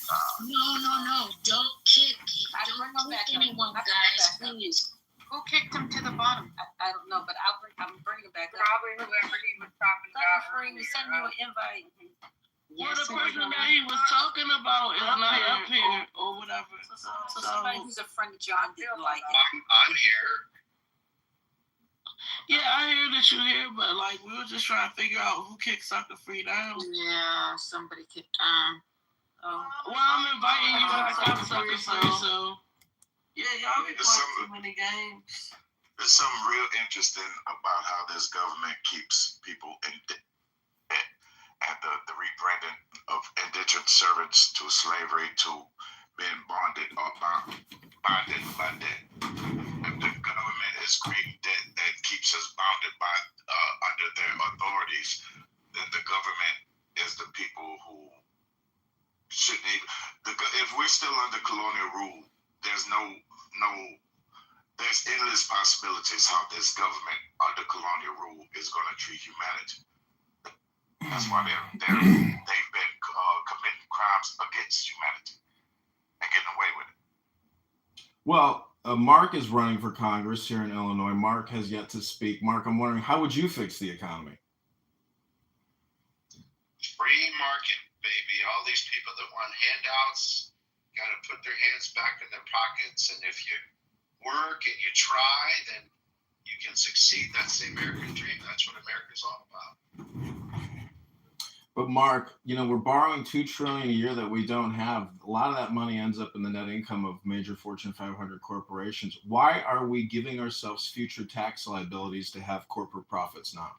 Because they're taxing more and they're giving more fucking money over there supporting Israel and shit, and they're taxing us a lot of fucking shit. Every dollar we invest in Israel, we get two back. So that's not it. What it is that the Democrats are completely paid and bought by all these special interests. So they're lying there. Look at AOC. She went in. She was worth $5,000. Now she's worth $15 million. They just make money off the deal, and they're bought and paid for by these corporations to pass legislation, which literally it's like bribes. I don't know the difference between these lobby fees or book fees or appearance fees. It's all a scam, and it's unfortunately almost all on the Democrat side, but there's some on the Republican side too. So And that's your answer, and they don't care. If you were they to don't have to bounce. Mark, what district are you running in? What are your top towns, and what would be your first pieces of legislation you'd like to propose? I don't think anybody on here is in it, but I'm in the 8th district, which is the west suburbs of Chicago. So it's O'Hare Airport out to Kane County, Cook County, and DuPage County. And my top issues would be to get rid of property taxes altogether and to make sure that border stays shut and we deport all these illegals. And that this will be real popular in this room. So, John, this is the only thing is we want to support Israel to end terrorists and end terror groups like Hamas so that we can live in a free world where we don't have to worry about getting assassinated like poor Charlie just got killed. You want Israel to do what? To eliminate all these terrorists like Hamas and Hezbollah. For that matter, Iran. Okay, so stop right there. I'm stop right there because I want to make sure that I'm understanding who Hamas is. So I'll jump out there because I don't know too much about the situation. So I'll jump out there with my non-education on Hamas. But the first thing I heard about Hamas was that they were a group of people that were fed up with everything that's going on in Gaza, like the black people will be, or like any group that's been oppressed will feel like, uprising. That's what they represent. However, the government has turned them into a terrorist organization. Now, I might have a misunderstanding because that's the first thing I heard about them, but tell me who. I feel like we need an explanation on who Hamas is because I feel like a lot of countries, they'll just label you with some shit and then that allows them to do any and everything they want to you, whether or not you started a certain way, or not. Like, are they like terrorists that just doing shit for no reason? Or who is Hamas? They're classified as a terror organization, and they've proven that out thousands of times over by killing thousands of innocent. What was their initial, like, why did they do that? I'm Palestinian, by the way. My brother is Hamas. He's working with Hamas. Yeah, I'm Palestinian, and I live in Dubai, Middle East. Let me tell you something. Hamas is not a insurgent group. Hamas is not an insurgent group. they're defending for the innocent people in Gaza Strip.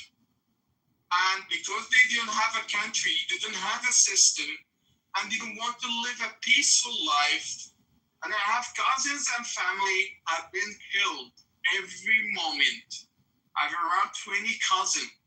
And I have like a cousin is 4 years old that's been slaughtered.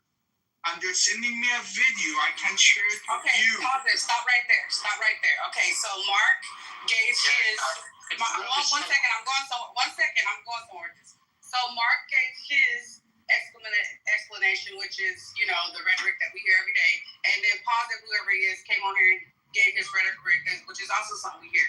My thing is, in this room, we're set for freedom. We represent freedom. We represent positivity, love, trying to get out of this matrix, all that bullshit, right? So if I'm a black woman, right, and all my black people one day we get tired of the oppression that we suffered over thousands of years, and we decide to rise up out of this system. We decide to do something about that. Will we then be considered, after all the bullshit that has been done against us, would we then be considered a terrorist organization as well? Yes, domestic terrorists. Yeah. Can I jump in? So what are we talking about? I know, like, You're a tolerant of people. Hold on, Mark. I'm gonna jump in. And yes, if you think gays and clothing. Guys, please leave me alone. Oh my God, Mark. One person can talk, please. Yeah, hold on. One person can talk. Wait, hold on, Em. Hold on. We're gonna give you the mic. Please don't leave. Go ahead, Em. I just want to simply say, my understanding that Hamas was a terrorist organization, they were deemed a terrorist organization for a very, very long time. Then the politics changed and they formed a separate Hamas political organization. Yeah. Okay. So it's pretty sticky. Number one there, Billy. So yes, they were labeled that, then they weren't labeled that. So they had ties to terrorism. They said they cleaned it out. They were supporting the Palestinians' plight. Okay. But just like Muslim Brotherhood. Yep. It was designated a terrorist group by the United States for many years, and then Obama took them off that designation, and then allowed them to party here in the United States. I don't know if you guys knew that. Yep. In fact, we had a Muslim Brotherhood working in the administration of Obama, which I actually had many conversations with via Twitter. No. So, yes, I was Muslim Brotherhood. Now we're talking. Which Muslim Brotherhood? What do you mean, which?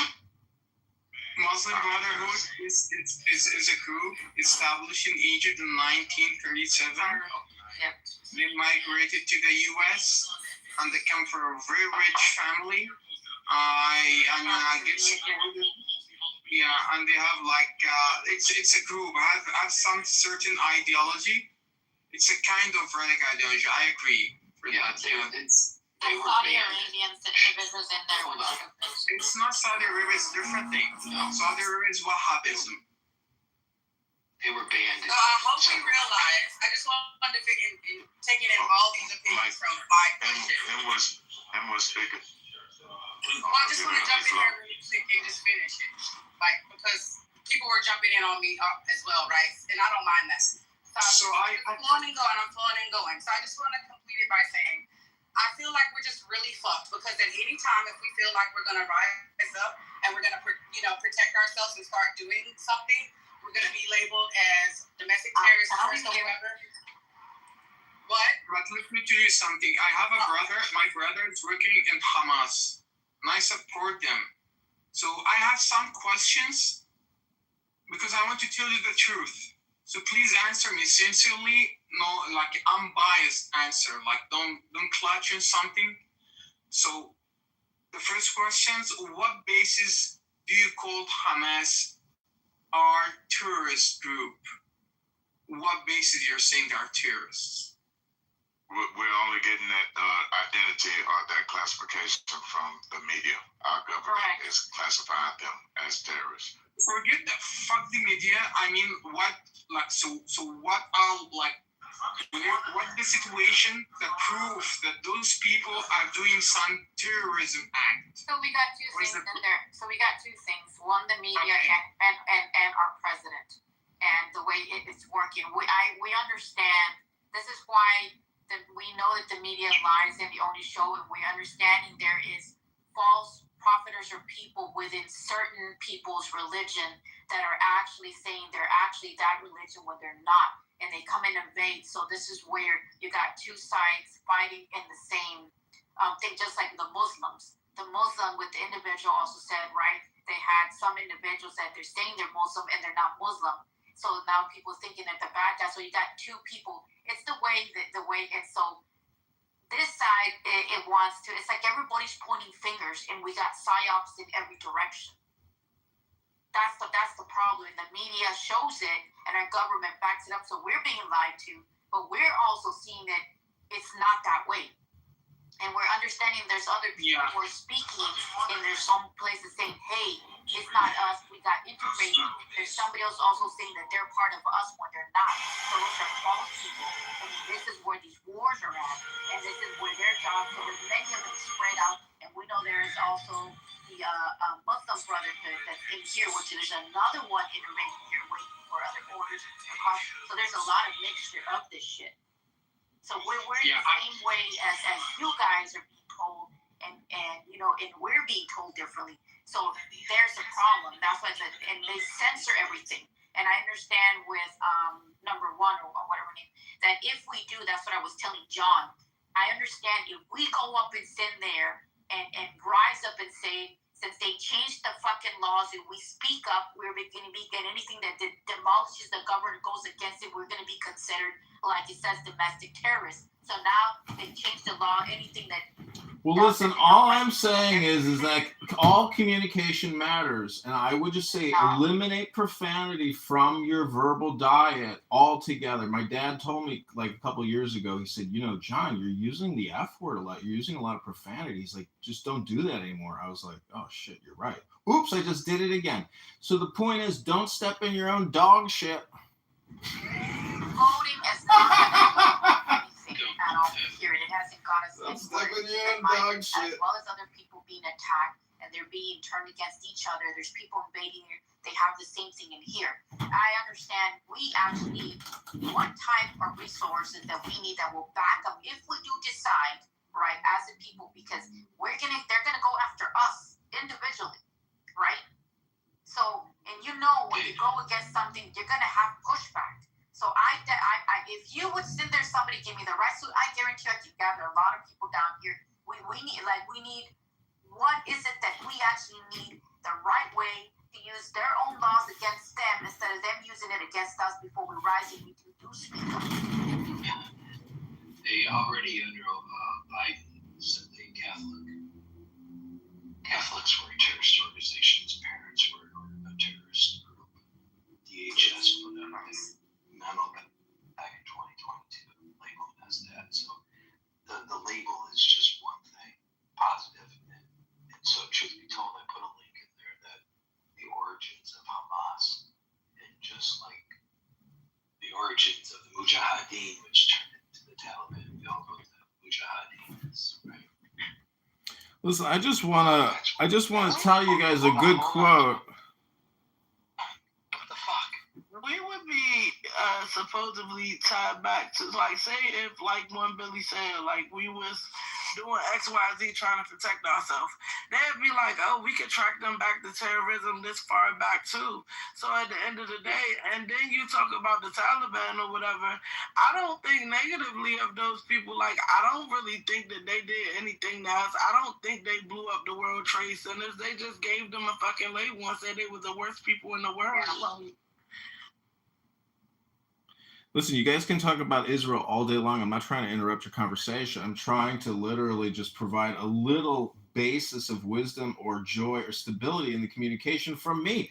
The only gift I can give to people is a positive attitude and a little wisdom, and maybe just encourage you all to Take the deepest breath of the day. Nothing, sugarcoating everything because you sugarcoat everything and there's no damn solution. And voting up there, how many times do people go up there and vote? You know, I don't own a candy shop and I don't like candy. And you can call me a sugar pop, but make it pop. I don't really care if I talk over you or anybody else as long as I'm allowed to speak. That's called my freedom of speech. At the end of the day, like I said, where has it gotten us? Actually need right solutions, right things, because it's coming from everywhere. We're stuck in the middle. And these people are thinking we can go up and vote. How many That's times a take, ladies and gentlemen. Look who we have on top. And they're censoring everybody. I'm sorry. Green beans. Hold on, somebody's speaking. It gets very frustrating. I've been doing this 5 years, and it always devolves. You have spinmeisters coming up. Green bean fascism. Have a good day. There are no gentlemen here. And Osama bin Laden. I can admit that Israel funded and started certain clerics that evolved into Hamas. That's fair. Okay, but if we can't have an honest dialogue about our countries that we love, then we got nothing. We're just rambling on. So I appreciate you, John. I appreciate you positive. But it is what it is. A lot you brought up the year 2022. A lot of things happened between that year and 2023. The Vatican or the infiltrators, the people who did the Spanish Inquisition, things of that nature. People following the doctrine of discovery. That would be the origin, and all the subsidiaries created after the doctrine of discovery came here would be the start point. My observation. Hey guys, I gotta shut the room down. I'll be back later with another title. Thanks everybody for joining. If you're new, please join Preservation of the Human Race, and I'll catch you guys later. Peace. Salute. Yeah, but that's how we're trying to fix it. So, no, it's not. That's a tape! I don't know why y'all do this, bro. It's very simple.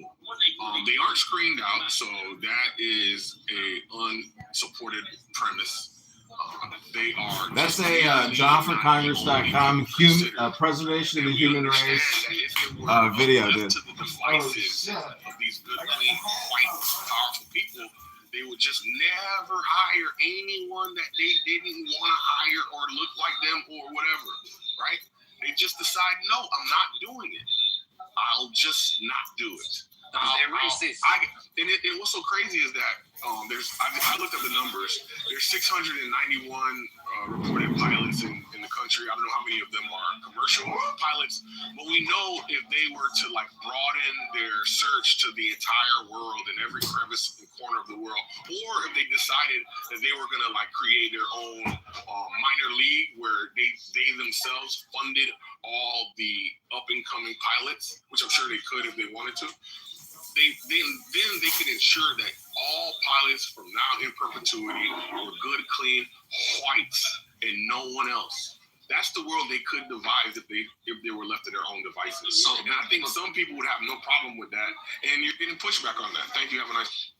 Thank you, Congress. That was a beautiful submission. Because what you guys don't understand, the world is still racist. Even in the military, all our training facilities in the military have what you call blind testing. That the instructor grades the test. We have no idea whose paper he's grading. He can't mark somebody down. And there's a separate entity that really collects the information from that profession and then assigns the names to the grades. So therefore, they found out that in the past, teachers who didn't like black people would fail black people just because. And y'all don't realize the fact that when we look for pilots, it's about their IQ, how smart they are. And it's not about that we're not looking for dumb black people to be pilots. We're looking for the smartest of black people to be pilots. So when you meet a black pilot, bow down because they're actually really intelligent people. Because we went to all schools and picked the smartest black person we could find. to be pilots. And they did that during the Tuskegee Airmen, because that's why the Tuskegee Airmen had a higher passing score average than any of the white pilots during World War II, because we took the cream of the crop, blacks. But your house somehow think that somehow if you're a black pilot, you're less qualified. But history proves otherwise. That we always put the cream of the crop. You're not actually addressing. But you don't want to admit that. You don't want to admit that. All you want to do is to talk around it and don't admit the actual truth. And I'm giving you examples. You acknowledge a blind test, right? All right, you acknowledge the blind test, right? You acknowledge in the military there's a blind test where people aren't able to identify who it is for the test may be objective. What I'm saying is once you submit a addition to the requirement as far as the date of the survey, for you to reveal your identity, it is no longer a blind test. Do you agree? But you don't understand. What are you talking about? I'm talking about a blind test. Yeah, boy. Look at that. That was an easy one. No, you didn't make any. You didn't make any sense, Some of the professor will never know which test because hold on. Let me explain it to you fully. Let me explain. You didn't hear what I said, so I just want to repeat what I said. You said that in the military there's a blind test, and you're for that. You agree with that. So there's no biases that are involved. It's straight. Exactly. All right, so in this, this is for the air traffic controllers, it's the class action lawsuit right now. There was a survey that revealed your identity and your social, whatever, right? It revealed it to be a part of the application process with your resume. Why is that important if what we want is the blind test that you just described? So you want to? I am okay with that. That's what I want. Because I told you agree with Charlie Kirk. I told you. You guys know, but listen. I came from a military where if you saw me, you'd be like, "Oh, he's not one of the better officers." Actually, I was an awesome officer. And the point here being is that throughout my whole military training, all my whole career, all the tests were blind tests. And guess what? I was officers with white people, and majority of the times I graduated ahead, number one in my classes, ahead of everyone else. So, but you would see me would you see me in an Air Force uniform and say, "Oh yeah, he's a major, he's a B class major because he's black"? Of course, racist people would do that because guess what? Racist people don't know. Hold on, racist people think they know how a process works, how a hiring and training process works, and what Charlie Cook was doing was reducing it to someone's color entirely. We're not talking about. He basically says, as a black pilot, you're less qualified. Did he say that? Did he say that black pilots are less qualified? Did he say that? Did he say that he would wonder that education? No, answer that question. Answer that question. You don't answer the question. Answer the question. Answer the question. Answer the question. Did Charlie Kirk not say that a black pilot is less qualified than a white? No. No, yes or no? No, he didn't. You see, guys looking at the cinematics of what he says because you guys are booty clapping, but we all know what he said. Because guess what? He inferred that. And y'all are just bullshitting around. He did infer it, but he said he did. So you guys have been on it, and I'm done having a conversation with you. All right. You guys are like. No, because what I don't. Please, let me finish. What's the moment going on after tomorrow? All right. So hold on, come on. ML just said that with the actual testing in the military, it was a blind test. So that if you are to be the top of your class, people can look at the actual testing and be like, yeah, we earned that, right? We earned that because it's a blind test. If we were to show you that there is a test that factors in identity, then you no longer can say that that's a blind test. So by your own admission, we should be able to question it because it's not a blind test. No, if it's a blind test. Hold on. Listen. Let's not finish because I'm going up the smoke. And Mel said, throughout his career, he was had blood to defend it.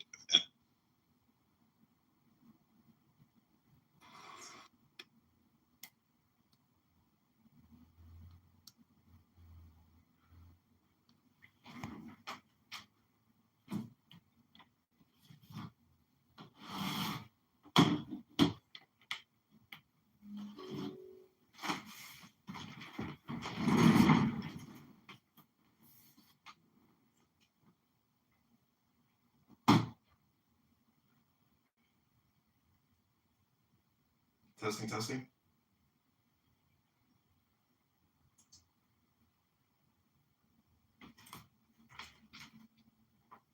Testing.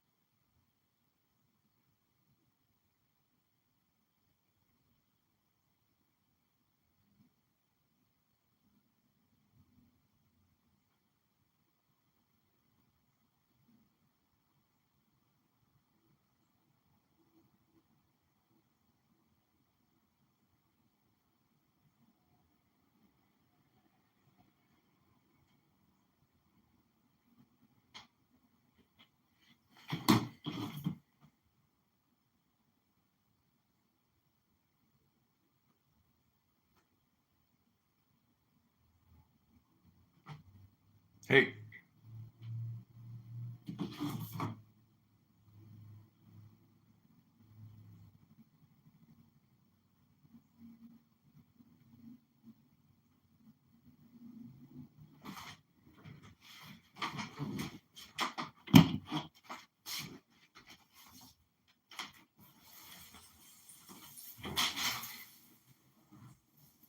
Hey, Ellie, can you hear me?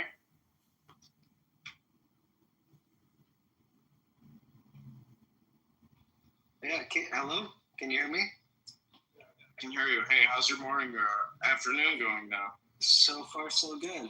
How about yourself? Good. I was in Augustus's Preservation of the Human Race, having a lot of fun on this app earlier. What have you been doing this morning? Just nothing really today. So far, I have plans after I get off the phone with you, but so far, not much.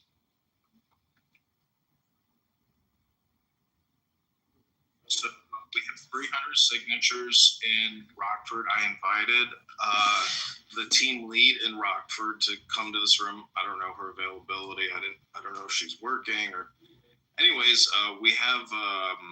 We're going to get 200 more signatures this week, and Friday, Saturday, or Sunday, I have to drive up there and pick up the petitions. I'm not sure if I'm going to stay because even last night my car battery died, so like I'm probably going to have to schedule something at Firestone or rent a car to drive up there. But she's done great work. She enlisted her husband, her neighbor, and they live near a mall, so they've been able to get a lot of signatures in the evening times. And just based, go ahead. What city? What city was that? Rockford. Rockford, yeah, that's what I thought. Okay, cool. So the other town to hit up is Peoria, and I'm gonna go down there soon. But the Bloomington trip was a success, and people are excited to sign. And as soon as you let somebody know, hey, this is a petition to get rid of Darren LaHood, they go, give me that, and they sign right away. That's so awesome. people are very much opposed to the sound Darren LaHood. Yeah. And we'll see how it goes. There's another Republican running. I think 4 other Democrats, but October 27th is our cutoff. I'd like to get as many signatures as possible. But this is an onboarding room. Anybody who is working for the campaign to get petitions has to get dragged through Clubhouse. Some people, part of this is a filtration and a quality thing because a lot of people actually are incapable of downloading the app and actually coming into this room.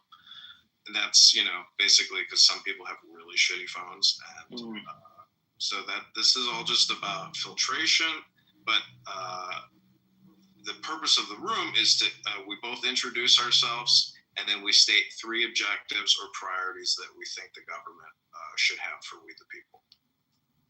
Okay. So a quick introduction, I guess I should give, for myself. Or you can go. So my name is Eli. I was born and raised in Chicago. My dad came straight from Israel, and he, when he came to this country, he opened up a couple of businesses, some of which I've worked at. One of which was, I'd say, quite large. I spent the last 4 years or so working at his restaurant in Missouri, and now I'm back in Chicago. I'm kind of new to politics, I guess you could say, and I'd like to start, I'd like to start in that, getting into politics more. Yeah, being political is really just being social. I worked for the American Jewish Committee in Los Angeles, and the whole point is to be social. So basically, you can help de-escalate conflict, de-escalate propaganda, stuff like that. So it's all communication, and being social is being political is being social. And with that type of attitude, you can go far in life and in politics because life is, it's all connected. So thanks for being here. I'm pretty good at talking, I think. I'm good at like communicating. I'm good with talking to people. I'm a little nervous about stepping into politics and the whole world of politics because it's like I said, it's a little new to me. But I'm excited to see what I can do, and I think I can be a force to reckon with.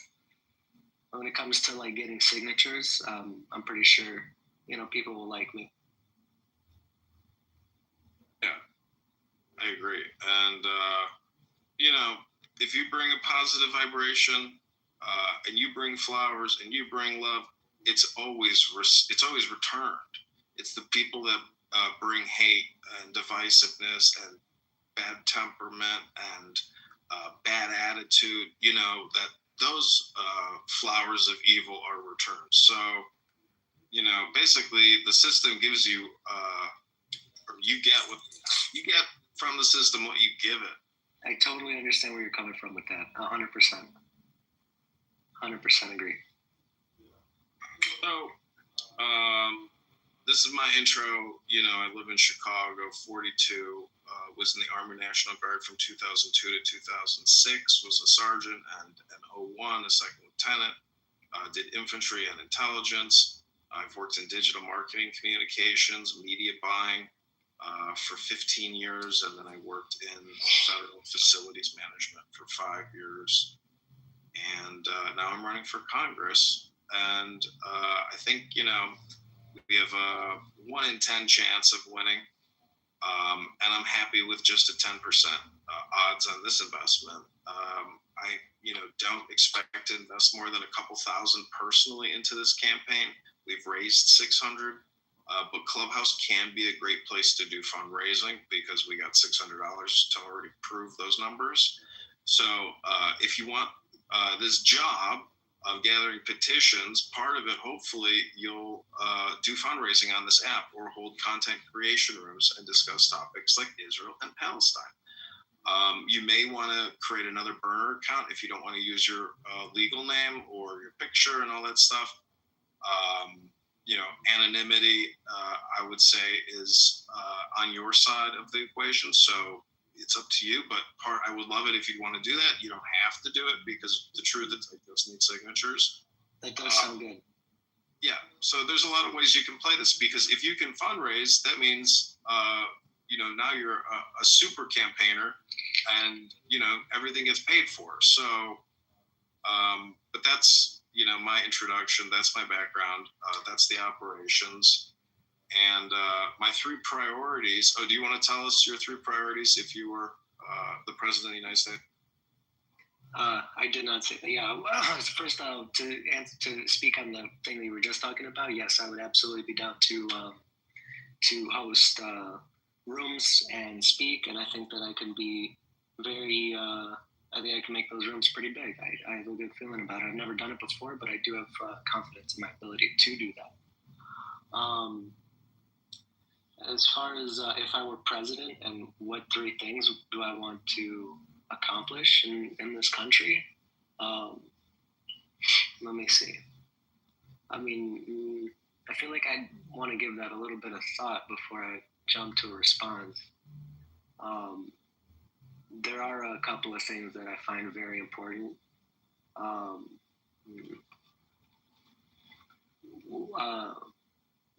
Let me hear yours, and then maybe I can. It'll help me with my answer here. Number 1 priority is to lower your personal debt and to lower your public debt per capita at the state and federal levels. Lower your property taxes, lower your income taxes, and stop borrowing and spending and giving you more taxes by giving Fortune 500 tax credits through the Big Beautiful Bill. Those would be my 3 priorities if I was a fiscally minded conservative and want to bring before the Congress a balanced budget act. Makes a lot of sense.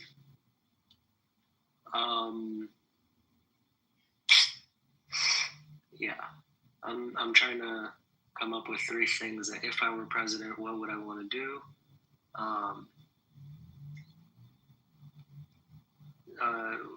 First, I think, we should have strong foreign relations. I think that In the previous 4 years, before we had the current president, we had some pretty not so good foreign relations. I was not impressed. And I do think that directly impacts our country, how we are, you know what I mean? In addition to that, I would say, yeah, I mean, having more money in the pockets of Americans, I guess, is a priority for me. It's something that makes a lot of sense. And I do think that each and every individual has the capability of doing that.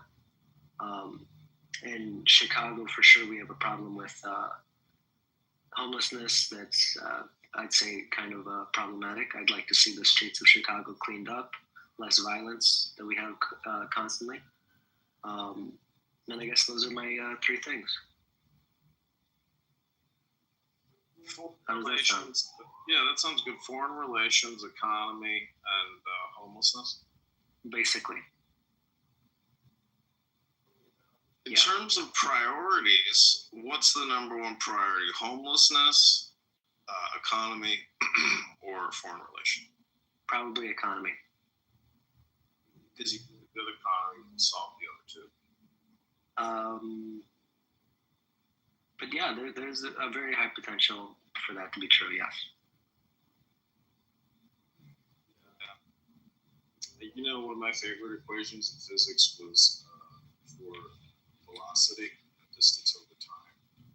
Yeah. And how you can rearrange 3 variables to find out any other variable. So, yeah, I wish you well in Clubhouse. You know, there's a lot of rooms that go on, and you can click that link above. That's the link to the campaign fundraiser. And if you go into any rooms and you have a debate, you can put in your profile that, you know, you're a campaign organizer for candidate John Kitover. You know, your word-to-word or ear-to-ear marketing on this app can raise hundreds of dollars, but you have to give calls to action and say, hey, take your finger, click that link above. You can pay via Apple Pay. You can pay with credit card. You know, walk people through it via communication with your words, and it will go far. And you can experiment with that and have fun with that. And every dollar you raise, you're going to spend out in the field getting signatures if you're available and when you want to do it. You know, I'm trying to get Zach Ruda out here from Portland, Maine, and he's doing that, and he's fundraising on this app. So he's trying to get out here so we can get a rental car and a hotel to go to Rockford in October.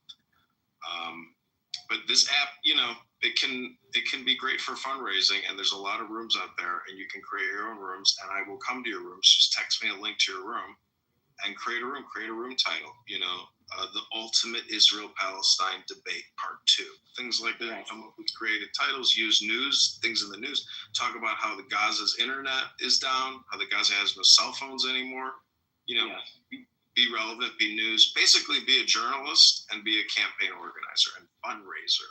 Yes. I think that sounds like a fun venture for me. Yeah, run with it. My favorite movie is Excalibur, you know. He says, I give you the right to bear arms and dispense justice. Rise, King Arthur! You know, like, go out, be a social audio knight in shining armor and, you know, have fun in the campaign to elect candidate John Kitover to the 16th district. This is your official onboarding. Awesome. That sounds awesome. That sounds awesome. Okay, cool. Yeah, invite your friend too. I think I met him at that event at yes. Playbook. Yeah. That's he's got his own business going on, and I don't think he's very tech savvy like I am. He doesn't really he might be using Snapchat once in a while. Well, invite him on Clubhouse. Invite him to one of your rooms. If when you create a room, just text him the link and say, hey, I'm hosting this room for that guy at that event we met. Yeah, that's a great idea. Okie dokie. Well, any other comments, questions, ideas, or opinions? Yeah, just so going forward, what do you expect out of me aside from me hosting Clubhouse rooms and bringing people to the website that you linked? You have a car, right? I do. I have a pickup truck with one extra seat. Yeah, I mean, you can go to Rockford anytime you want. The problem is, like, paying for your hotel room for one night would be possible. You just pick a weekend you want to go. I can pay for your gas, I can pay for your hotel, and I can pay for one meal. And the goal would be to get 100 signatures a day. It's a lot of work, and you'd have to find an event. We'd have to really coordinate it. But you can bring a battle buddy with you if you want. I mean, it does sound nice. You buy me a hotel, but I also don't mind necessarily like sleeping in my car as long as if I was by myself, it's possible I can spend one night in my car. It's not a big deal. Oh no, don't worry about it. The campaign has enough money to pay for a hotel for one night, so Okay. It wouldn't be the greatest hotel in town, but it'll be a clean room and a good hotel at least. So. Okay. Yeah, but if you went for one night or 2 nights, like let's say, we'd have to look at the calendar because I took a screenshot. There's a Rockford website with all the major events in the months of September and October. Okay. So let me text you that link, and then you'll look at your schedule and we'll figure out which event would be the best signature gathering events to go to. I'll carve out some time for it. That sounds like a fun thing to do. I love Rockford anyway. It's a beautiful area. Yeah, 2 hours away. It's I think Rockford is how we get on the ballot, because Peoria and Bloomington are much further drives, and Rockford is the number 1 town. And I bet you, I don't know what the favorability ratings are, but I bet you he has a much higher favorability rating in Peoria than he does in Rockford. So Rockford is a way to possibly win this. You're saying he's more favorable in Rockford? No, less. Okay. He's probably hated in the north and loved in the south because he gives the farmers, fucking hundreds of billions in soybean tax credits and everything else. Like, I see. He's juiced in probably in southern Illinois, but not. People in the north probably dislike him, and he doesn't represent them in the way that he represents people in the south. So there's this natural division. Which this is all hypothetical. I don't know if this is true, but it's a story, so I'm going with it. It sounds good. It sounds good. Yeah, North versus South. It's like a civil war. I mean, see, this is the type of news headlines I want to create. And you can also create stuff on X for the campaign. So I definitely need social media content people out there tagging me, creating content, posting news, and then going through Darren LaHood's X account. Look at his replies. Comment on his post and say, I think candidate Congressman John Kitover is a much better option for the voters of the 16th district. Like, nobody's doing that kind of campaigning for me. So if you want to be that pen warrior, that's really what I need, is a pen warrior. And whether it's petitions on the paper or creating controversial content and attack ads on the internet, stirring the pot. Yeah, I have no problem stirring the pot because we are in a true fiscal crisis, and they're not going to turn back. They're just going to keep borrowing and spending. And so I think we have no choice but to stir the pot. So if you can stir the pot, you'll be a much more effective political organizer and campaign organizer for this campaign. That sounds like that sounds very good. That sounds like something I would need to work towards a little bit by just getting started, at least with Clubhouse and I'll need to make that. I might want to make that how did you put it, for a different account? You can be anonymous and use Anonymous. a pen name. Yeah. It's called a nom de plume, name of the pen. Like, you don't have to use your legal name. You can use an alias account. So if I had one of those, I'd be much more confident in my I'd have a farther reach. I think I could make it happen. Yeah, I do have a burner phone, and I can set one up for you, and it'll be like your official, campaign cell phone. That would be fine. I would totally be down to do that with you. That sounds like my a preferred method for me. Okay, well then, before you go to Rockford, I'll have the phone set up for you, and you can create content when you get to Rockford. That sounds awesome. Yeah. Okay, let's do that. All right. Well, let me text you the Rockford calendar, and that will be our next steps. Okay. I'm looking forward to going down to Rockford and collecting over 100 signatures and so forth. Okay, sounds good. We said 100 signatures per day. 100 a day would be fantastic. Yeah. All right. It would be a miracle. 100 a day is a great number. I will look forward to it. That sounds like okay. Fun. Okay, sounds good. Talk to you soon. All right. Bye. Okay, bye. Just knew they was about to get paid. And I had to break it to him, man. That's a scam. What? And I pulled that shit up on the computer, man. He was sick, but he still believed he was borrowing money from everybody. Just saying, these people. Well, no, I'm not saying intuitively. I'm not talking about intuitively. Oh, you mean what? Morally? Because I still think that's the same thing, right? I think that'd be morally not okay to do that. Legally, I mean, we don't really. I don't know that that's been addressed. But yeah, I mean, morally. What's the tipping point to say? Okay, I got a computer on my. If I go and grab all the components, I make a computer. Mm-hmm. I can get a hammer and smash it, right? And I didn't do anything wrong. Mm-hmm. But there's something where you say there's a transition point when something's imbued upon that I can no longer, upon the very thing that I created, that I can't smash it anymore. So what is that transition point? Yeah. Well, just to be clear, when I was bringing up that example with concrete, I actually am not of the opinion that we can create some sentient. I mean, I'm not persuaded this is true, that we can create a sentient AI being. I think sentience has to do with God, ensouling a human. So I don't think that that's a barrier that we can cross, but a lot of other people do. So I was just trying to appeal to that to see how concrete would deal with that example. Just to be clear, he bypassed it entirely. It's like, I'm not going to deal with that. That's too gross. I don't let such nasty things enter my mind. Like, shut the fish up. My thought process though is we do have, as a believer, more specifically, that God does have the ability to do with his creation whatever he wants. Now, an atheist may not, somebody else may not, but we... Yeah, but that's through special revelation, right? And through reasoning about who God is. But that's not from just some intuition that you have right out the gate, right? I mean... Sorry, Z. I had a day job, but this was like supplemental income, so I was getting to it. What are you doing, Boo Boo? You're always doing this stupid ass shit. What are you doing, Boo Boo? What'd you say? I said, what are you doing, Boo Boo? I'm campaigning over here. I'm running for Congress. No, you're not. I am. I just had an onboarding session with a young man who is going to go get 100 signatures a day and create content online. Are you dead ass? You're running for Congress? I'm dead ass like that ass.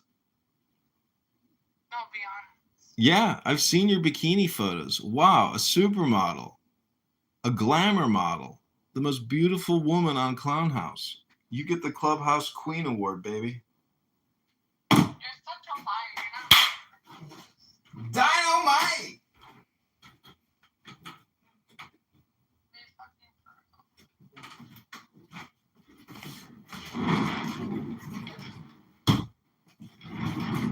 So are you running as a Republican or? Republican.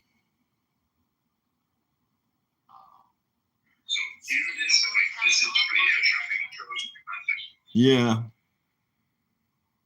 Say on Jesus' name. On Jesus' name, amen. Say on Jesus' name, I'm running for Congress. On Jesus' name, I'm running for Congress. Hallelujah. Amen. You're not religious. Amen. Listen, this is your Declaration of Independence. The times, places, and manner of holding elections for senators and representatives shall be prescribed in each state by the legislature. Wait, I have a question. If you're running for Congress, what is the process of running for Congress? How does it work? You file with the Federal Election Commission on their website. That's it. That's your... File with the Federal Election Commission? How does that work? It's a website. You just declare that you're running, and you have to submit a financial disclosure, and you have to submit campaign fundraising disclosures, And then you have to get media, and you have to get people to sign petitions and get the minimum number. You need a financial disclosure of what? Your assets. What if you don't have any assets? Well, then there's nothing to declare. You just declare nothing.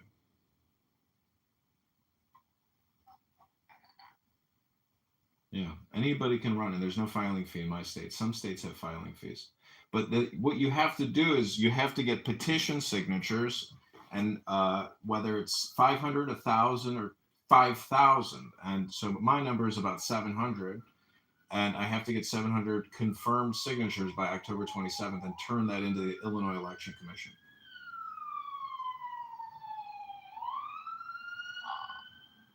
Mm-hmm. So why don't you get the signature yourself? I am. I have been getting signatures myself. That would be better instead of onboarding somebody to do it. Well, I need agents to go out there and help me gather signatures, and that's what I've been doing. I've been using Clubhouse to onboard people as the conference call platform, and creating content. Can you onboard me? Well, where do you live?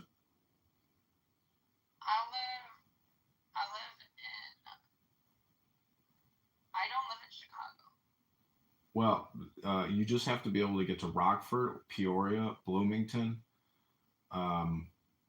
Those three cities have almost 450,000 people. So. Well, I can't get there. Well, then, baby, I can't onboard you. All I can do is sit here and chat with you and tell you how pretty you are, boo-boo. No. You're the prettiest girl on Clubhouse, boo-boo. Can I be, can I work for you when you become president? Or not president.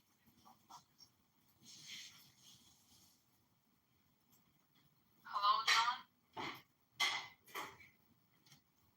John? John? John?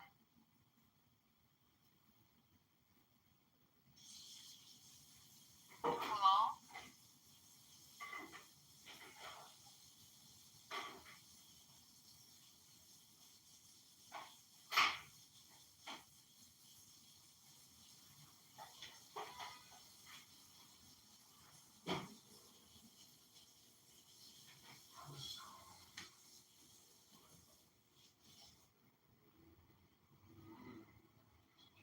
John?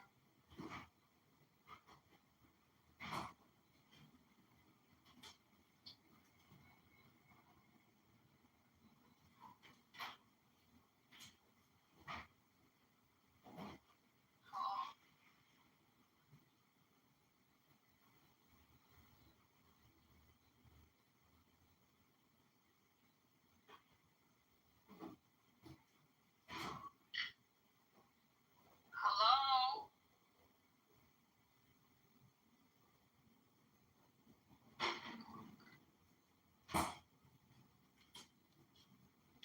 John?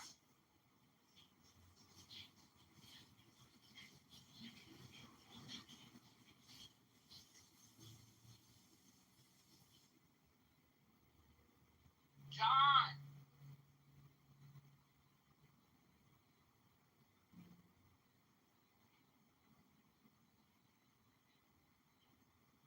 So in this message for you, there was a survey that revealed your identity and your social whatever, right? It revealed it to you from the application process to president. My encouragement will be one of the rights of youth friends.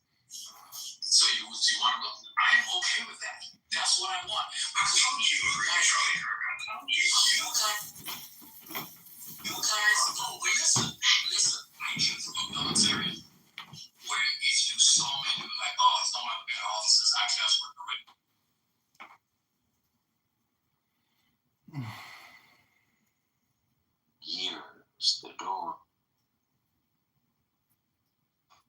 Quiet today. I'm surprised. That is correct. How are the signatures going? It's going good. We're going to get another 200 signatures this week and then take a little pause and then start up again next week. How many signatures do you need? We need about 700. Okay. We're at 330. So how? Canada? Not really, because a lot of those signatures are bad, I'm sure. So we have to try to get to like 1,000 to have one feel better because we're going to challenge every signature.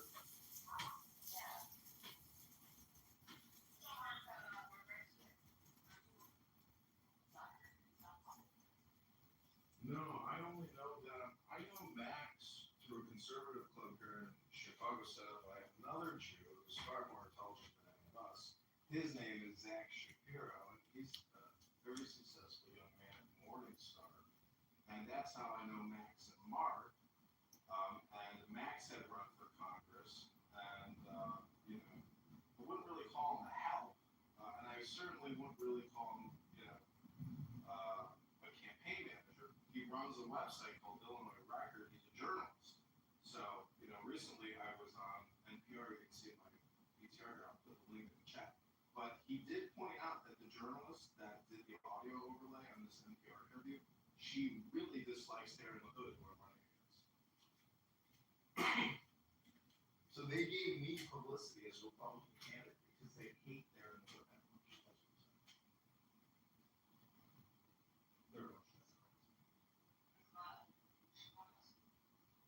Well, I'm not running in Chicago. I'm running in the north and south of Illinois, from Rockford to Peoria. So this is the center core of America. We're talking about areas that are not as luxurious as Chicago. And the Midwest, it's the core of America. It's farmers. It's small towns with 5,000 people in it with an old antique, 1860 town.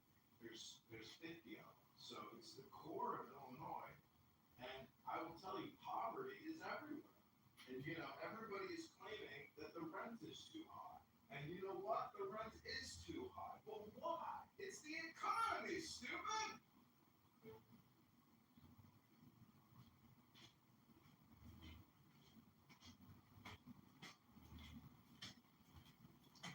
The Yemenites just launched another missile. It was intercepted. But alarms were set in many places in Israel. I got the notification on my phone. I mean, What did it say, Daniel? It said, bling, bling, bling, bling. Is it in Jerusalem?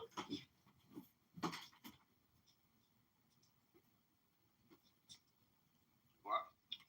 Is it in Jerusalem? Are there sirens? No. It's intercepted. But earlier, there was a drone that actually did hit outside of a hotel in Eilat. And in the morning, there was an aid worker that murdered 2 Israelis in a aid corridor. What? In Gaza? No, it's an aid corridor from Jordan. It was basically. Did they kill them? They murdered them? Yeah. He murdered 2. And a Jordanian went into an aid corridor to kill 2 people. Wasn't it they opened up the doors to let them go? He came in from Jordan. He was hired by the Jordanian army, military, and he came in with a truck from Jordan to Israel to go to Gaza, and in the checkpoint, he basically stabbed and shot 2 people. Well, that's the end of that checkpoint. Yeah, now it's closed, yes. Yeah. They will basically start the story from Israel decided to close the checkpoint in Jordan. Like Israel launched an offensive on 8th of October, 2023. Because of 2 injuries. It's so insane how they never help themselves. They always do the wrong thing. They always make it worse. Oh my God. And that's an aid worker, the aid workers. Israel. Who are they working for? What NGO? I don't know. I don't know, actually. No, this one was working for the Jordanian army. It was hired by the Jordanian army, but I don't know if it's via like a third-party NGO or not. And basically, They killed him, right? Or no? Yes, Israel took him down. And Israel kind of lacks the security measures in Jordan to kind of pass it to the Jordanian army, like trusting them. But now I guess that is also over. Yeah, everything is so. The King Abdullah saying? Abdullah. Has he put out a statement? Have they said anything? I don't know if they have a statement, but they need to do like an inquiry and submit their results to us. But I don't know when. But until then, like it's gonna be closed. Yeah, sure. As it should be. And then after they will submit the inquiry, Israel will decide how to what measures they would want to apply to kind of make it safe. It's not the first time that it's happening. It happened Is that the first time that aid workers have attacked? Yeah, in the crossing in Jordan. It already happened. Don't remember, I think a year ago that kind of yeah, I remember the riots or something like this. No, he came in and also started firing at people. He killed 3 or 2 Israeli employees that they worked for aid distribution and drivers and stuff like this, not military target. Those that actually are in charge of it's so stupid. Those are the people that are actually in charge of providing the humanitarian corridor to Gaza and providing them with aid. And these are the people that you're telling. It's so, everything is so twisted and no one cares. It's so insane. And it's as soon as they hear, they'll go straight. It's Israel's fault. No, even if it's not, but Israel also kills. But yeah. There's nothing you can do to satisfy them. No, I'm not trying. Yeah. Fuck them. Yeah. Some of them literally, because some of them maybe this will help them if they will actually get I don't think so. Some. Not much faith for that society. Oh, speaking of. Oh, the naked guy. This is for you. Oh no, I don't want this. Return it. No, thank you. Mazel tov, my niggas. L'chaim. My name is Slim Shady. My name is Slim. What the hell's that picture? What in the messed up shit's going on here? Hold on, why do you have hot sauce in your bathroom? Everything else makes sense. It's barbecue. Yeah, but why? Don't you have enough bottles? No, that's my soap. Hey, you barbecue your pee-pee? Makes sense. Mazel tov. Daniel, did you see the AI made of you and Issa?